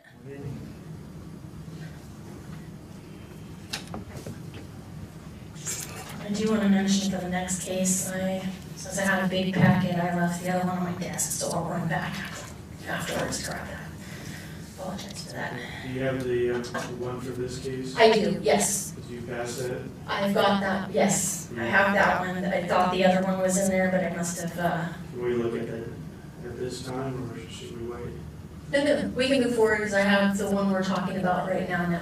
Yeah. I'm saying the next one I'll have to run back to grab that one real quick, yeah. Well, I have my other notes and stuff. So, okay. Perfect.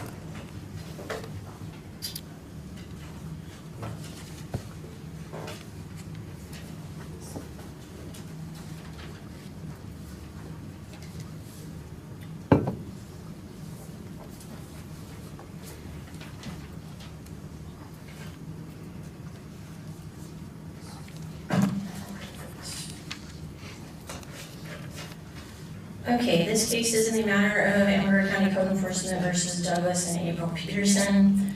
On October 30th, 2022, Code Enforcement received a complaint and referred it to the Planning and the Building Department. The complaint had concerns of illegal wiring going to a trailer, junk and fire risk of addition done to the trailer. October 31st, Code Enforcement conducted a site visit and photos were taken. Noticed smoke coming from the wood-burning stove that was attached to the trailer, also see an outside kitchen and swamp cooler. November 2nd, notice of violation was sent by the planning department, first class and certified mail to the property owner, located at P.O. Box 14 in Ione. The certified receipt was received on 11/28/22 to the planning department. On November 3rd, a notice of violation was sent by the building department, by certified mail and first class mail to the property owner in Ione. On November 18th, Code Enforcement and Krista from Planning conducted a site visit and photos were taken. We met with the tenant of the trailer, Lorraine Derby. Lorraine was not aware of the trailer ordinance, even though the owner, Mr. Peterson, has been aware of it since 2020 from a previous Code Enforcement case before the board. She knew she wouldn't have put so much money into it because she did add building a wood roof and the additions to it along with the deck. We were given a tour of the trailer. It does have illegal electrical, wood stove, wooden additions, a swamp cooler, and a deck. Electrical is running from the inside of the garage and out on the roof line, going across to another shed and goes behind into a PVC pipe that goes down to the ground along the fence and across her bridge where she's built a box into the trailer. The second cord is plugged into where the PVC starts above and then hung along the trees and over to her roof over to her trailer. The septic she installed, she has a gray water going out from a pipe on the side of the hill down a path of rocks. The black water goes into a 200-gallon tank that she put in that has a pipe going to 5 other pipes that goes into 5 deep holes that are filled with rocks. Again, this is illegal. There's no legal septic tank that was given by environmental health. She was given the option at the time for a hardship living in a trailer, but she would have to remove all the wooden additions since these would never be permitted per the code and connected to the house septic. Later on, the building department did more research and found out that the double-wide, we'll call trailer home, is not legal and is no longer an option anymore for this. So the trailer must be removed with all its additions, electrical, septic needs to be removed with the demo permit. On December 5th, building referred their case to Code Enforcement for the unpermitted alterations, electrical, and structures for the trailer. On December 20th, a notice of proposed abatement of code violations was sent to the property owner via email and first-class mail to the Ione location. Code Enforcement emailed and hand-delivered administrative abatement notice to the tenant. On January 2nd, Mr. Peterson came into the building department and stated his property's been standing for 70 years and was explained to him by the building department that a permit was not issued and it needed to be permitted to make sure it's safe to occupy. He stated he would not get a permit. On January 27th, Code Enforcement conducted a site visit and photos were taken. On January 30th, a notice of violation was sent to the building department. A violation was sent certified mail in first class. This is in regard to the illegal residential structure. In August, Mr. B's sister called me and let me know that her sister had a stroke due to the stress of this, and that her son took her and she is no longer there. On August 28th, 2023, building referred the case to code enforcement for the unpermitted residential structure and the unpermitted electrical in the garage. The assessors noted in 1974 the double trailer, the 21 by 44, covered with a roof structure and solid decking with metal posts. On May of 1970, a garage was permitted, permit number 1633, with plumbing only. Electrical that's currently there is unpermitted.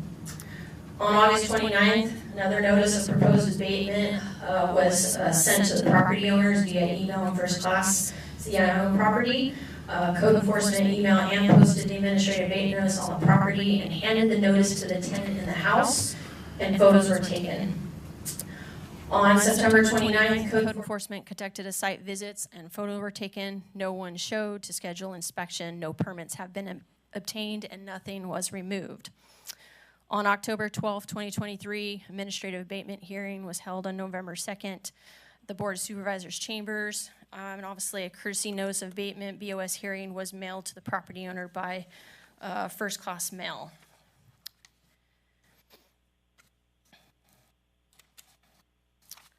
And then after the hearing on 11/3, I did talk with Mr. Peterson on the phone. I explained what needed to be done. I strongly suggest he came into the building department to get the required permits for the following to show good faith before the board. And at this time, he has not acquired any permits. Also, environmental health has also confirmed there are no permits for septic for either the double wide home or the trailer. So what we are asking is that the hearing board has recommended that Douglas and April Peterson shall take action within 60 days to voluntarily comply with the abatement by either demolishing the structure or obtaining and submitting building plans to change the structure to a legal residential dwelling, as well as obtain requirement permits to have legal water, power, and sewer be installed, and obtain electrical permit for the permitted garage to bring to code, or obtain a demo permit to remove the electrical from the garage by a licensed electrician, and obtain a demolition permit to remove all legal electrical, water, septic, junk, and all wooden structures and fixtures attached around that trailer. The best thing to do would be to remove the trailer entirely, because if he does remove the illegal additions, it's gonna leave the trailer wide open. There is no back half to it. It's basically been cut and those rooms have been added to it. And then Douglas and April Peterson shall schedule an on-site inspection with Amador County Code Enforcement and other appropriate staff to verify compliance with the orders above or on before January 22nd, 2024. In the event the property owner do not comply with this order, he directs staff upon the passage of the 60 days to take all necessary actions to abate the violations on the subject property, to obtain all necessary court orders, to make all necessary inspections of subject property until the violations are remedied, and to secure a court order to have any occupants removed from the subject property, and to secure a bid to take all appropriate actions to remedy the hazards, including but not limiting to securing the property from occupancy or demolishing the structure and clearing all solid waste and junk. As prevailing party, the county shall recover its costs of abatement, including administrative and investigative costs and attorney fees at the expense of the property owner.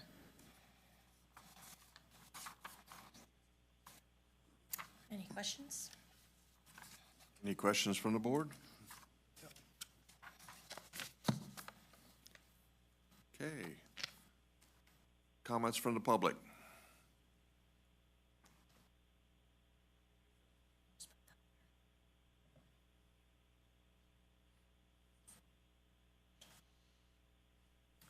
My name is Doug Peterson, and to put it in blunt terms, this whole thing is BS. The trailer's been there for years. I don't even know where to begin with all of this. First off, there is a double wide trailer It's built, or it's underneath a built metal pole barn. The garage that's permitted was built afterwards because there's no way this trailer could have gotten behind the garage after the garage was built. It's got electrical. Somewhere in the 70s it was put in. I don't know what the requirements back then were to put electrical from PG&E, but PG&E has a service box that's on the block building garage, and the service goes to the trailer. The trailer has a septic system. It's been there since the 70s. April's my wife. Her family is related to the Mesas in the Mesa Meadows area. There was a couple thousand acres, from what I understand, back in the 1850s or 1860s when they came into that area. The property over the years has been divided up to individuals and so on. Any houses that are in that area, any complaints from anybody in that area, bought property from the family in that area, that trailer's been there forever. I mean, as far as, like I say, I don't know what the rules were in Amador County back then or whatever, but it was put in. I'm not sure what district supervisor is for that area. Okay. Did Lorraine talk to you? I know she talked to a supervisor. Yeah. Have you been out there? I haven't looked at this one specifically. No, I have not. I would suggest people go out there and look at it before they even. Well, I have a whole, I mean, I understand what you're saying, but we've already gone through a lot of this with other trailers, like in Shenandoah Valley and other areas like that. And so we've been, What were the how were those handled? I mean, were they Removal. in the 70s? removal. Were they Not in your the mobile home, we're talking the travel Okay, trailer. she's putting the biggest part of it on the mobile home. That's under, like, that's supposed to be abated too, in the garage and electrical and. The biggest thing that she's talking, I mean, well, come forward. What I can see is the trailer that Lorraine was in is being cited for illegal occupancy. The wires were removed when Lorraine moved out. She had a day to come, Michelle had a day that she came out to visit, and we were waiting to hear what, she'd have to say from that. And my sister-in-law and mother, who lived there, said that she never showed up. She said that there was a dog there, wouldn't let him in. Probably the truth. But she has my phone number. She calls me whenever there's a problem. So my question to you, Michelle, is most of this complaint, is it dealing with the mobile home or is it the travel trailer? So to make it very clear, the only thing that's legal on that property is that garage. Okay. And plumbing to that garage. Everything else is illegal. There is no permit for any of that. And actually, I did just get this from the building department today. When we got a copy of the permit, it says the garage only with plumbing. So the electrical, yeah, I'll be happy to provide you, yeah. Electrical, there's also a letter from the building department saying that the mobile home is illegal and cannot be placed there. So, of course, they put that there, and then they built this, garage in front of it because there's no way to get it there once the garage is there. So there is documentation showing that this is an illegal home that people are living in that they shouldn't be. But the mobile home could be brought up to code as No, well, according to this letter, it's saying no, it can't. So, but yes, he can do something to make it a legal residential. He just has to go and talk to the building department about that. Right, but there But is as of procedure, right- but a travel trailer cannot be brought to legal code. No, that one, that has to be completely demoed, removed everything, because you got an illegal roof on it, you got a legal deck, you got illegal additions, you got swamp cooler, you got an illegal septic, that's not, all that has to be all removed. That's guaranteed on that. But the house, he has the opportunity to he either needs to demo it or he needs to bring it up to code and get a legal septic, power, electrical, all that, so that there are permits on file with the building department. Well, as he said, there is PG&E power there, so that is legal power sitting.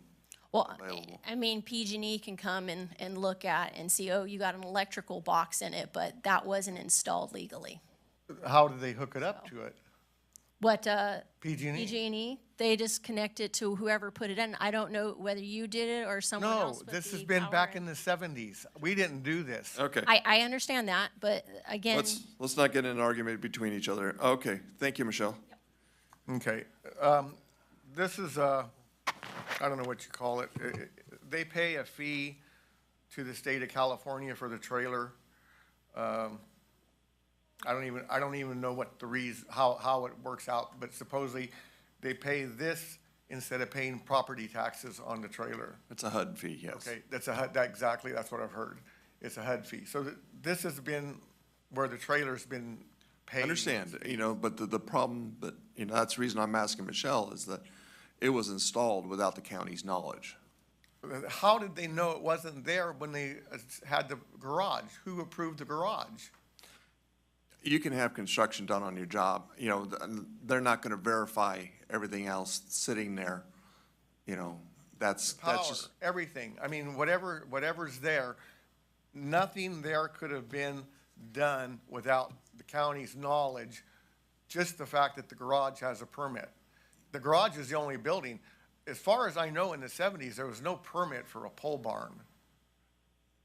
I understand. Okay, so that's, you don't need a permit for that.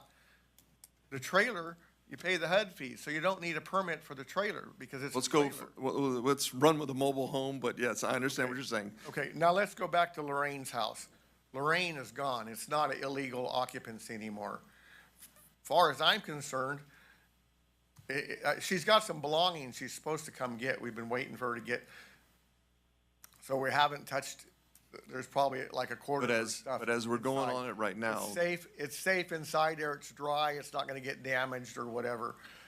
As far as I'm concerned, there's no fireplace in there anymore. There's no electrical issues in there anymore. I make a chicken coop out of it and put a chicken pen fence around it. Then- Then it's ag property and it's not an issue anymore, correct? you get an agricultural permit You don't to need build ag a permit facility. for a chicken pen. it will not get approved with the trailer with the additions to it. For That's, a chicken pen? no. You don't build, you No, don't get a building permit for a department chicken said pen. they're not going to legalize that structure. It's not gonna be legal. It's a chicken pen. Is there a permit for a chicken pen? Agricultural structures, yes, there is. Okay, I'll get a permit for agricultural structure. Chickens will be safe in there. They don't need electrical. And then as far as, the building materials, he's got some building materials and stuff that we haven't gotten rid of yet. My brother-in-law has said that he was gonna take care of it, but he had shoulder surgery, so that's gonna be waylaid for a while. This property, I purchased it from April's aunt, or no, I guess it was a cousin that had it, and, her mom lives there. And her sister lives there. And anybody is welcome to go there and check it out and see that it's not unsafe or whatever. That was Michelle's big thing, is like, well, it's unsafe because it's not inspected. Well, I mean, what makes it, is it more unsafe to live in there or more unsafe to live in a bridge, under a bridge? Is it more unsafe to drive up on Highway 88? Safe is getting to be a little bit irrelevant. Anyways, it's a nice place. They take care of it. We'll figure out what to do with Lorraine's thing, but, I don't have the time to deal with it right now, and I'm not gonna have anybody coming in there abating it and making a big fat mess and bringing equipment besides that. Now, there's a second thing. Anything that was done on there was done with Lorraine and friends of hers and contractor friends of hers and stuff. So they were taking care to make sure that, this stuff was done. They put a roof structure over it because a lot of the camper trailers, in the snow smashed the roof in. April and I had a camper trailer up there 2 years prior before Lorraine put her trailer there, because we told her, if you're gonna put a trailer, you better put a roof on top, because when it snows, it smashes the roof. And it smashed our roof in our camping trailer that we had there. because when we went and visited her mom, we stayed in a camping trailer because we lived in Sacramento. Now we live in Ione. It's a lot faster to go home than stay the night there. But anyways, the other one was the tank. They put a tank in there for her waste. As far as I'm concerned, I'd just assume the tank stay in the ground. It's more messy trying to dig the thing up. We just won't use it anymore. But it did have a pipe that went into the leach line that works with the mobile home. And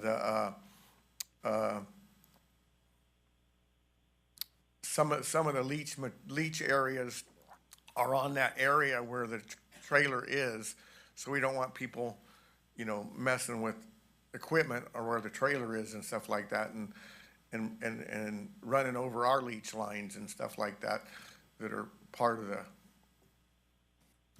the house that's there, the existing home.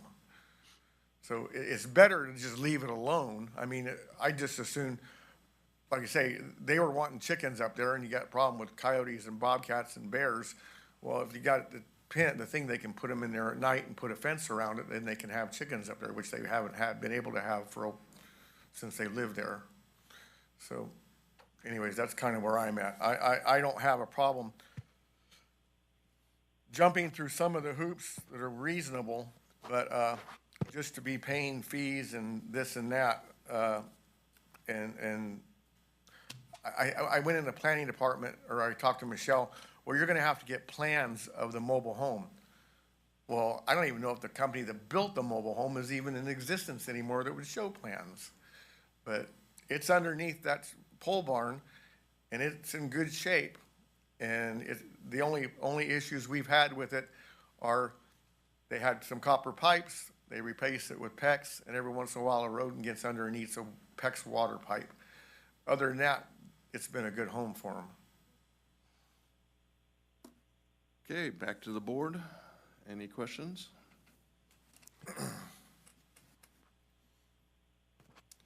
No. Thank you very much. Okay. So Michelle, would you come forward? So we really have two different items sitting on here. The one is the mobile home and one is the travel trailer. And then you have the electrical for the garage, and you have junk. Okay. Yes, So- and no matter what, whether he decides to try to convert that in a chicken coop, he's still gonna have to remove the septic. Environmental health is requiring that. Okay. So where can we go from here? So Supervisor, technically, our code says the board either adopts the hearing board, so there's been a hearing on this matter, and there's an order. You can adopt that hearing board's recommended order, or you can set this aside and basically redo the hearing about whether these are violations or not. That's So sort of, as we post the violations, if he goes to the building department and gets the mobile home permitted, their septic system, permitted, and then that would be going on, or how does that work? well, I mean, the order sets out one path, and if the owner can present to building an alternate path to resolve these issues, I assume that building is gonna accept that and it's gonna resolve the issue. Either way, it's gonna require permits, so Right. that's what Oh, I it's understand. saying. He needs to go to obtain the necessary permits to either remove it or bring it to code, and that's with everything. But the building department will not approve that trailer the way that it is. That's not up to code, any of it, so. No, not the that- travel yeah. trailer. I'm talking the mobile home. Yes, the mobile home, he'd have to, and then same thing, remove the septic from the trailer as well, and then remove the junk, and then get a legal electrical permit for the garage. So, and then he needs to bring that home up if he wants to keep it to legal code. Okay. Okay, back to the board. So we're here to adopt the the result of the abatement hearing? Yes. And is there a resolution? There's a order of abatement, order for administrative abatement of violation. Okay, I'll make a motion to approve or reaffirm that order of abatement and a violation. All you're doing is approving the administrative abatement hearings board's findings and recommendations. Okay, I'll second that. thank you. Okay, call for the vote. All in favor? Aye. Aye. Against? Okay, 401. That means that you will have to permit everything or remove everything. You have 60 days to obtain the permits. Once you've done that, then I will contact you again of when to finalize.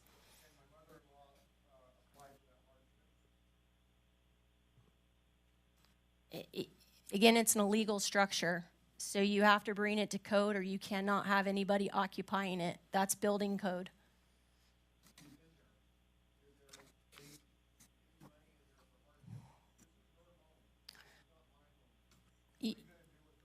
You have 60 days to figure what you'd like to do, sir. Yeah.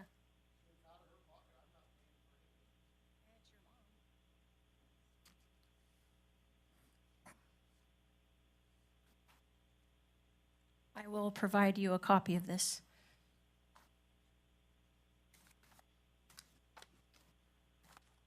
Gonna go on to the next one. So we're on to the next one, 5H. Discussion of possible action relative to junk and household trash code violations and discussion to whether adopt administrative abatement hearings board findings and recommendations without further notice of hearing or set aside matter and set up a future de novo hearing before the board. Okay. So this is in the matter of Amador County Code Enforcement versus Arlo Bradell. This is a parcel, code violations exist on 14777 Immigrant Trail, River Pines. On March 3rd, 2023, Amador County Planning Department received a complaint regarding junk, trash, and an occupied trailer. Code enforcement investigated and took photographs. On the same date, Planning Department sent out a notice of violation to the landowner by certified and first-class mail regarding the unlawful junkyard and unlawful occupation of a recreational trailer. On April 7th, 2023, Code Enforcement investigated the subject property, confirmed the violations, and took photographs. On May 5th of 2023, Code Enforcement sent a notice of proposed abatement of code violations and notice of intent to record a violation to the landowner regarding the unlawful junkyard and unlawful occupation of a recreational trailer. The notice demanded that the landowner cease the violations, and it also notified of a final inspection scheduled for June 8th, 2023. A notice of final inspection was posted on the subject property on June 7th, 2023. On June 23rd, Code Enforcement posted another final inspection to provide additional time. The final inspection was rescheduled to July 7th. On July 7th, Code Enforcement inspected the subject property. The landlord significantly proved that he was not living in the recreational trailer, thereby remedying that violation. And then the landowner requested additional time to address the unlawful junkyard. Code Enforcement granted an extension to September 20th, 2023. On September 20th, Code Enforcement conducted a site visit and took photos. The landowner made progress, but did not remedy the junkyard violation. Again, he asked for some extended time, so another time was extended to October 20th. On October 20th, Code Enforcement conducted another site visit and took photos, but did not remedy the junkyard violation. So on October 25th, Code Enforcement sent the landowner a notice of November 2nd's administrative abatement hearing by first-class mail. The landowner received notice of the November hearing and had a meaningful opportunity to be heard. So the hearing board is findings and recommendations are for Mr. Brodell shall take action within 30 days to voluntarily comply with the abatement by removing all unauthorized junk and household trash on the parcel at 14777 Immigrant Trail in River Pines. And then Arlo Brodell shall schedule an on-site inspection with code enforcement and other appropriate staff to verify compliance with the order above on or before December 29th of 2023. In the event the property owner does not comply with this order, direct staff upon the passage of the 30 days to take all necessary actions to abate the violation on the subject property, to obtain all necessary court orders to make all necessary inspections of the subject property until the violations are remedied. And as prevailing party, the county shall recover its cost of abatement, including administrative and investigative costs and attorney fees at the expense of the owner.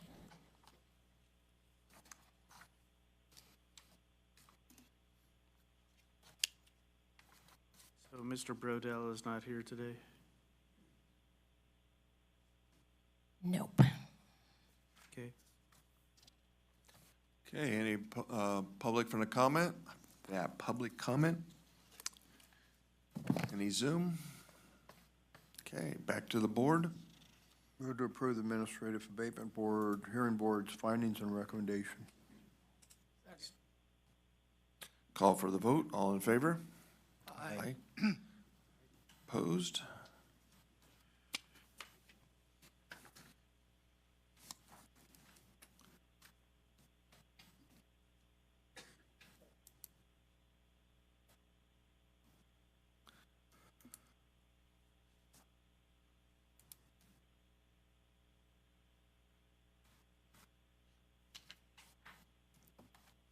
Thank you, Michelle. Yep. We're on to 5I. I guess. Discussion of possible action relative to the request from a museum in Hong Kong to borrow items from the Chuki store for display in Hong Kong. Have a happy Thanksgiving, by the way. Thank you. Same to you. Too.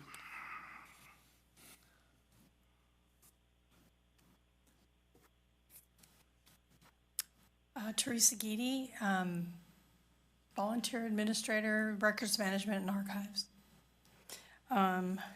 So we're here to talk about the Chinese borrowing our artifacts from the Chuki store.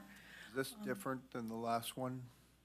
No, basically it just ironed out all of the issues and put a value on the items that they're borrowing. The agreement is different. Yeah. They've made changes. But this is the same body that's requesting? Okay. Yes. The same one you considered before, and we've worked out there is one little, additional provision that I think they've already accepted for the Berkeley Museum, and it's in paragraph 2, which doesn't really apply because we're not sending any of these artifacts for sale or donation. But there's a sentence, the second sentence, so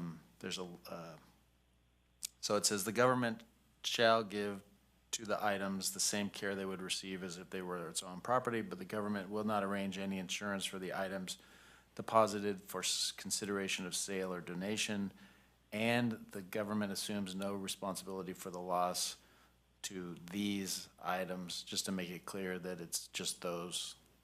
That section really isn't applicable. The next section down has them insuring our items, the loan items. And then sorry to jump in, Teresa. Oh, no, that's And then absolutely fine. And then the supplemental, the addendum, what we call the addendum, sort of talks about some of those other issues that we talked about, the cost for shipping,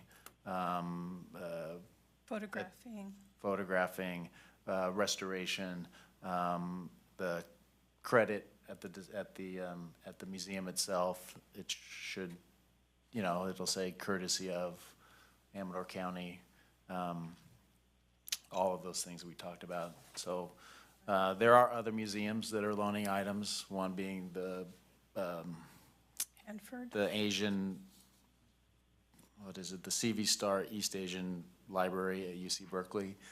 And we've sort of coordinated our efforts, and my understanding is they're agreeable to this sort of this agreement in this state as well.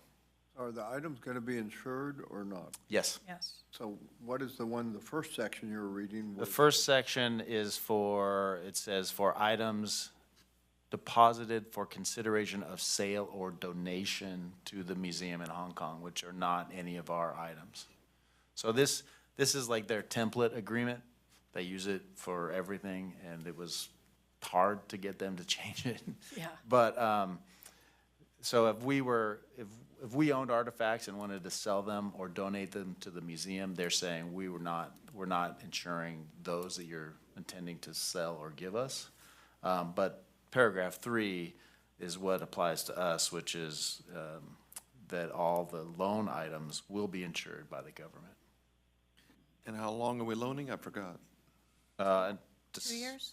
December 31, 2026. So is that the U.S. government or the PRC? It's the Chinese government. Okay. Through the Hong Kong PRC. Museum. And we've seen the plans for the exhibit. It's quite a big project. There's a semi-permanent sort of rotating exhibit they have at this museum in Hong Kong. And they're building there's a big section specific to the store, and it's going to replicate the store, what it looks like, and these artifacts are going to be in it. It's going to be a really neat, it's really going to feature the Chukey. They're going to do like a 3-sided display, and they're going to use a projector to project what the walls look like in the Chukey.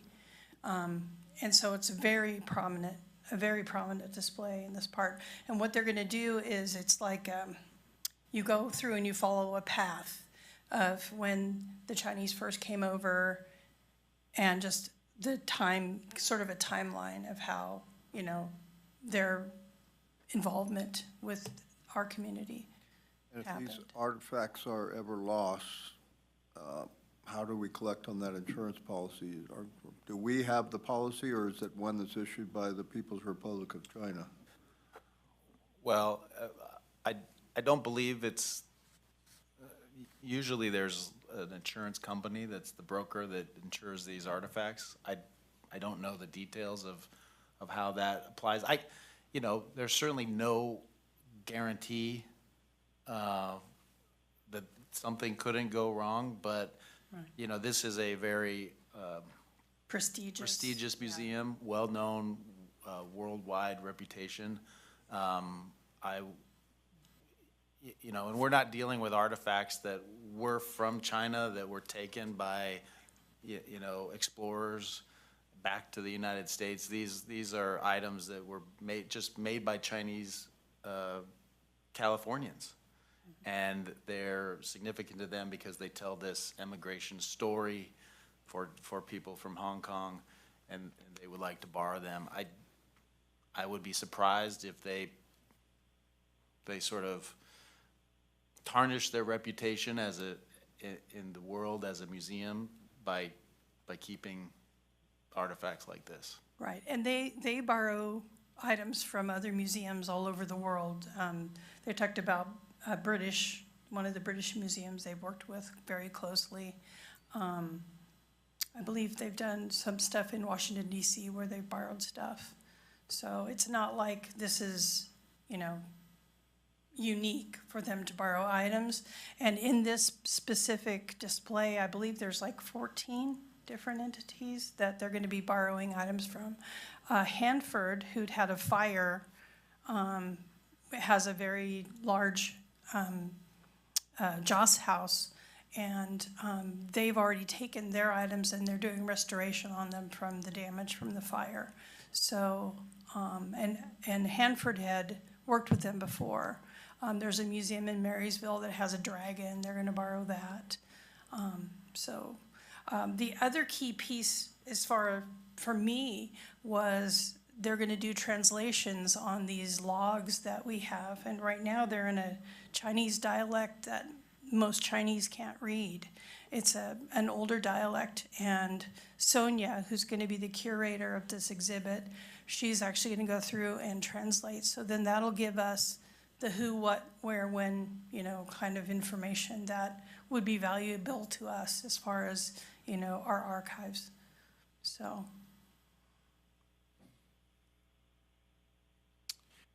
Well, there's always risk, but I think it's still probably in the best overall interest of us and for the world community at large. yeah, well, and this museum is like a Smithsonian level museum. It's like the top museum in China, and they have over 2 million visitors a year. So it's going to be seen by a lot of people, not just Chinese public, but people who travel to Hong Kong. Okay, we can't put in the agreement that we'll no longer coordinate any activities with Moscow or Iran. So. Ask for a panda. Maybe as collateral. Yeah, there we go. Okay, is there any public comment? Any Zoom comment? Okay, back to the board. So we are, I move to approve the agreement and honor the request from the museum in Hong Kong to borrow items from the Chukey store for display in Hong Kong. With that one minor correction to paragraph 2 that I mentioned. I approve the agreement as it's Yep. modified, yes. Thank you. Thank you. second. Okay, call for the vote. All in favor? Aye. Opposed? 401. Thank you very much. Thank you. Okay, we're on to, So it's, are we gonna have our Public Works Director? yes, we're going to, Public Works Director, talk about CSAC.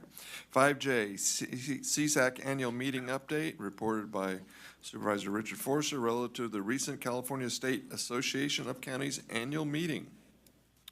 Okay, I didn't have my You're back alternate up. there, so I did attend all 5 policy committee meetings. The convention was held in Oakland, beautiful downtown Oakland. Just a couple of the highlights: Ag Environment, Natural Resources Policy Committee meeting.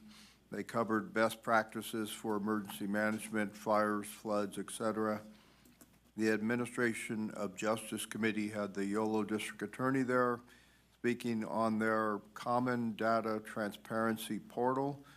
So they have a much more diverse population they deal with there, and this makes it much easier for them. I think it could apply to every district attorney's office, though, and lessons could be learned. And we got an update from the executive director of the Chief Probation Officers Association about the end of the California Youth Authority and how the youths are being assimilated into the California Department of Corrections and Rehabilitation through the new systems. As Chief Panini, I talked to him earlier, as he indicated, it would be much easier if the governor would have thrown this more in the direction of probation. Instead, they were not the easiest to work with the state in trying to make this transition, and parole officers are still trying to work to make it seamless, but it's anything but that at this point. Housing, Land Use, and Transportation Committee had a presentation from the California Department of Housing and Community Development Director Gustavo Velasquez on California's Housing Future 2040. I can tell you most supervisors that were there were not very happy with his presentation. This is a person who came out of the East Coast, basically, Pennsylvania. He was in the Obama administration. He's got a lot of experience with housing. Not much of it applies to suburban or rural counties. So he got a lot of questions that he basically just ignored and didn't even answer. I think it's just a sign of where the administration is in our state on dealing with the issues. Is much like probation, they're not, much like the Youth Authority, the Indian Youth Authority, they're not trying to work with counties to make it easier. Government Finance and Administration Committee, we had a presentation from the LAO's office, which was less than optimistic about the state of financial affairs for California going forward. And we had a panel on personnel relations from the County Human Resources Directors, which was informative. And this committee did take action on one item, which will be forwarded to the CSAC Executive Committee, the Government Transparency Act, which you're going to see more than likely on the ballot going forward. And Greg, you'll probably want to really pay attention to this one. Initiative 23-0015A1. It's filed with the Office of the Attorney General in August of 2023 as the Government Transparency Act, sponsored by Consumer Watchdog, and intends to qualify the measure statewide for November 2024. Presently, it's cleared and they're gathering signatures. They need more than 500,000 signatures to qualify it, and must be gathered by April 3rd, 2024.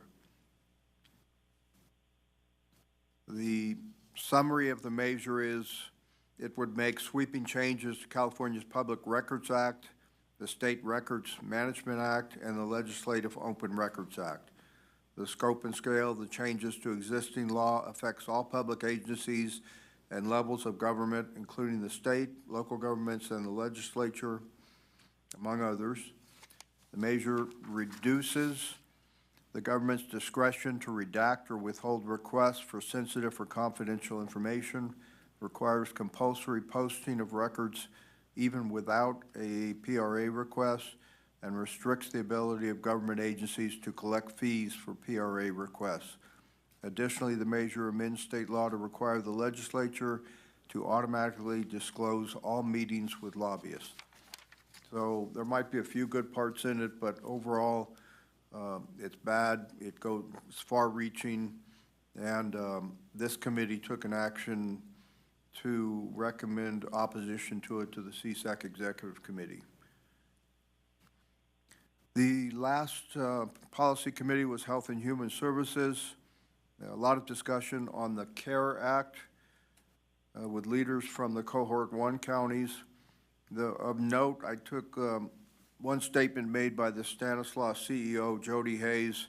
One, he said counties need to develop an implementation plan, and two, to utilize work groups.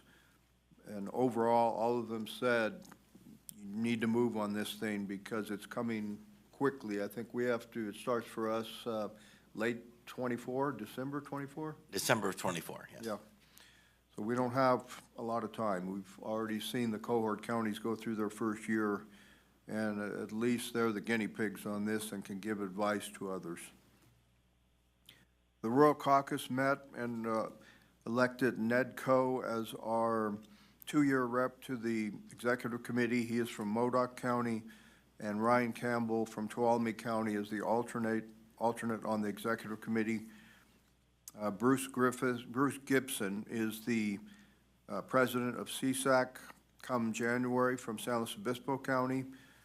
He narrowly won his election in San Luis Obispo County after the redistricting because they took all of the coastal area, Cayucas and all that, out of his district to try and get him defeated. They gave him a Tascadero in exchange, so he really had to work hard to win that election. Jeff Griffiths, the rural county, Inyo County, is our first vice president, and from Santa Clara County, elected as second vice president was Susan Ellenberg. And just a couple of the speakers. We had opening session, was really good. We had former Speaker of the Assembly, Willie Brown, former mayor of San Francisco. He made it abundantly clear that he is not in favor of term limits because that's the only thing that got him out of the speakership in the legislature. But I always like listening to Willie Brown. He's informative, and I feel he was at least fair to all parties. He was partisan at times, but he was fair a lot more than we see now. And I was told by a friend of mine the other day that who wrote speeches for Willie Brown that he's got a photographic memory, that he could give him a speech and he would read it once and be able to recite the whole thing over again. The other speaker, Dr. Peter Cressy, is a retired Rear Admiral and spoke on a strategic approach to leading in times of change and crisis, which was a very good presentation. So that's all I have for you. Thank you, sir. Any questions? Any questions for the public? Any questions from Zoom? Thank you, Richard, for attending. All right. Okay, we're on to review and possible approval of November 7th Board of Supervisor meeting minutes, 5K. Move approval with minor corrections. Okay, Second. first and seconded. Call for the vote. All in favor? Aye. Opposed? 401. This meeting is adjourned until Tuesday, December 5th, 2023 at 9 a.m. Now we're going back into closed session. And we're going back into closed session, but closed session next time will be at 8:30.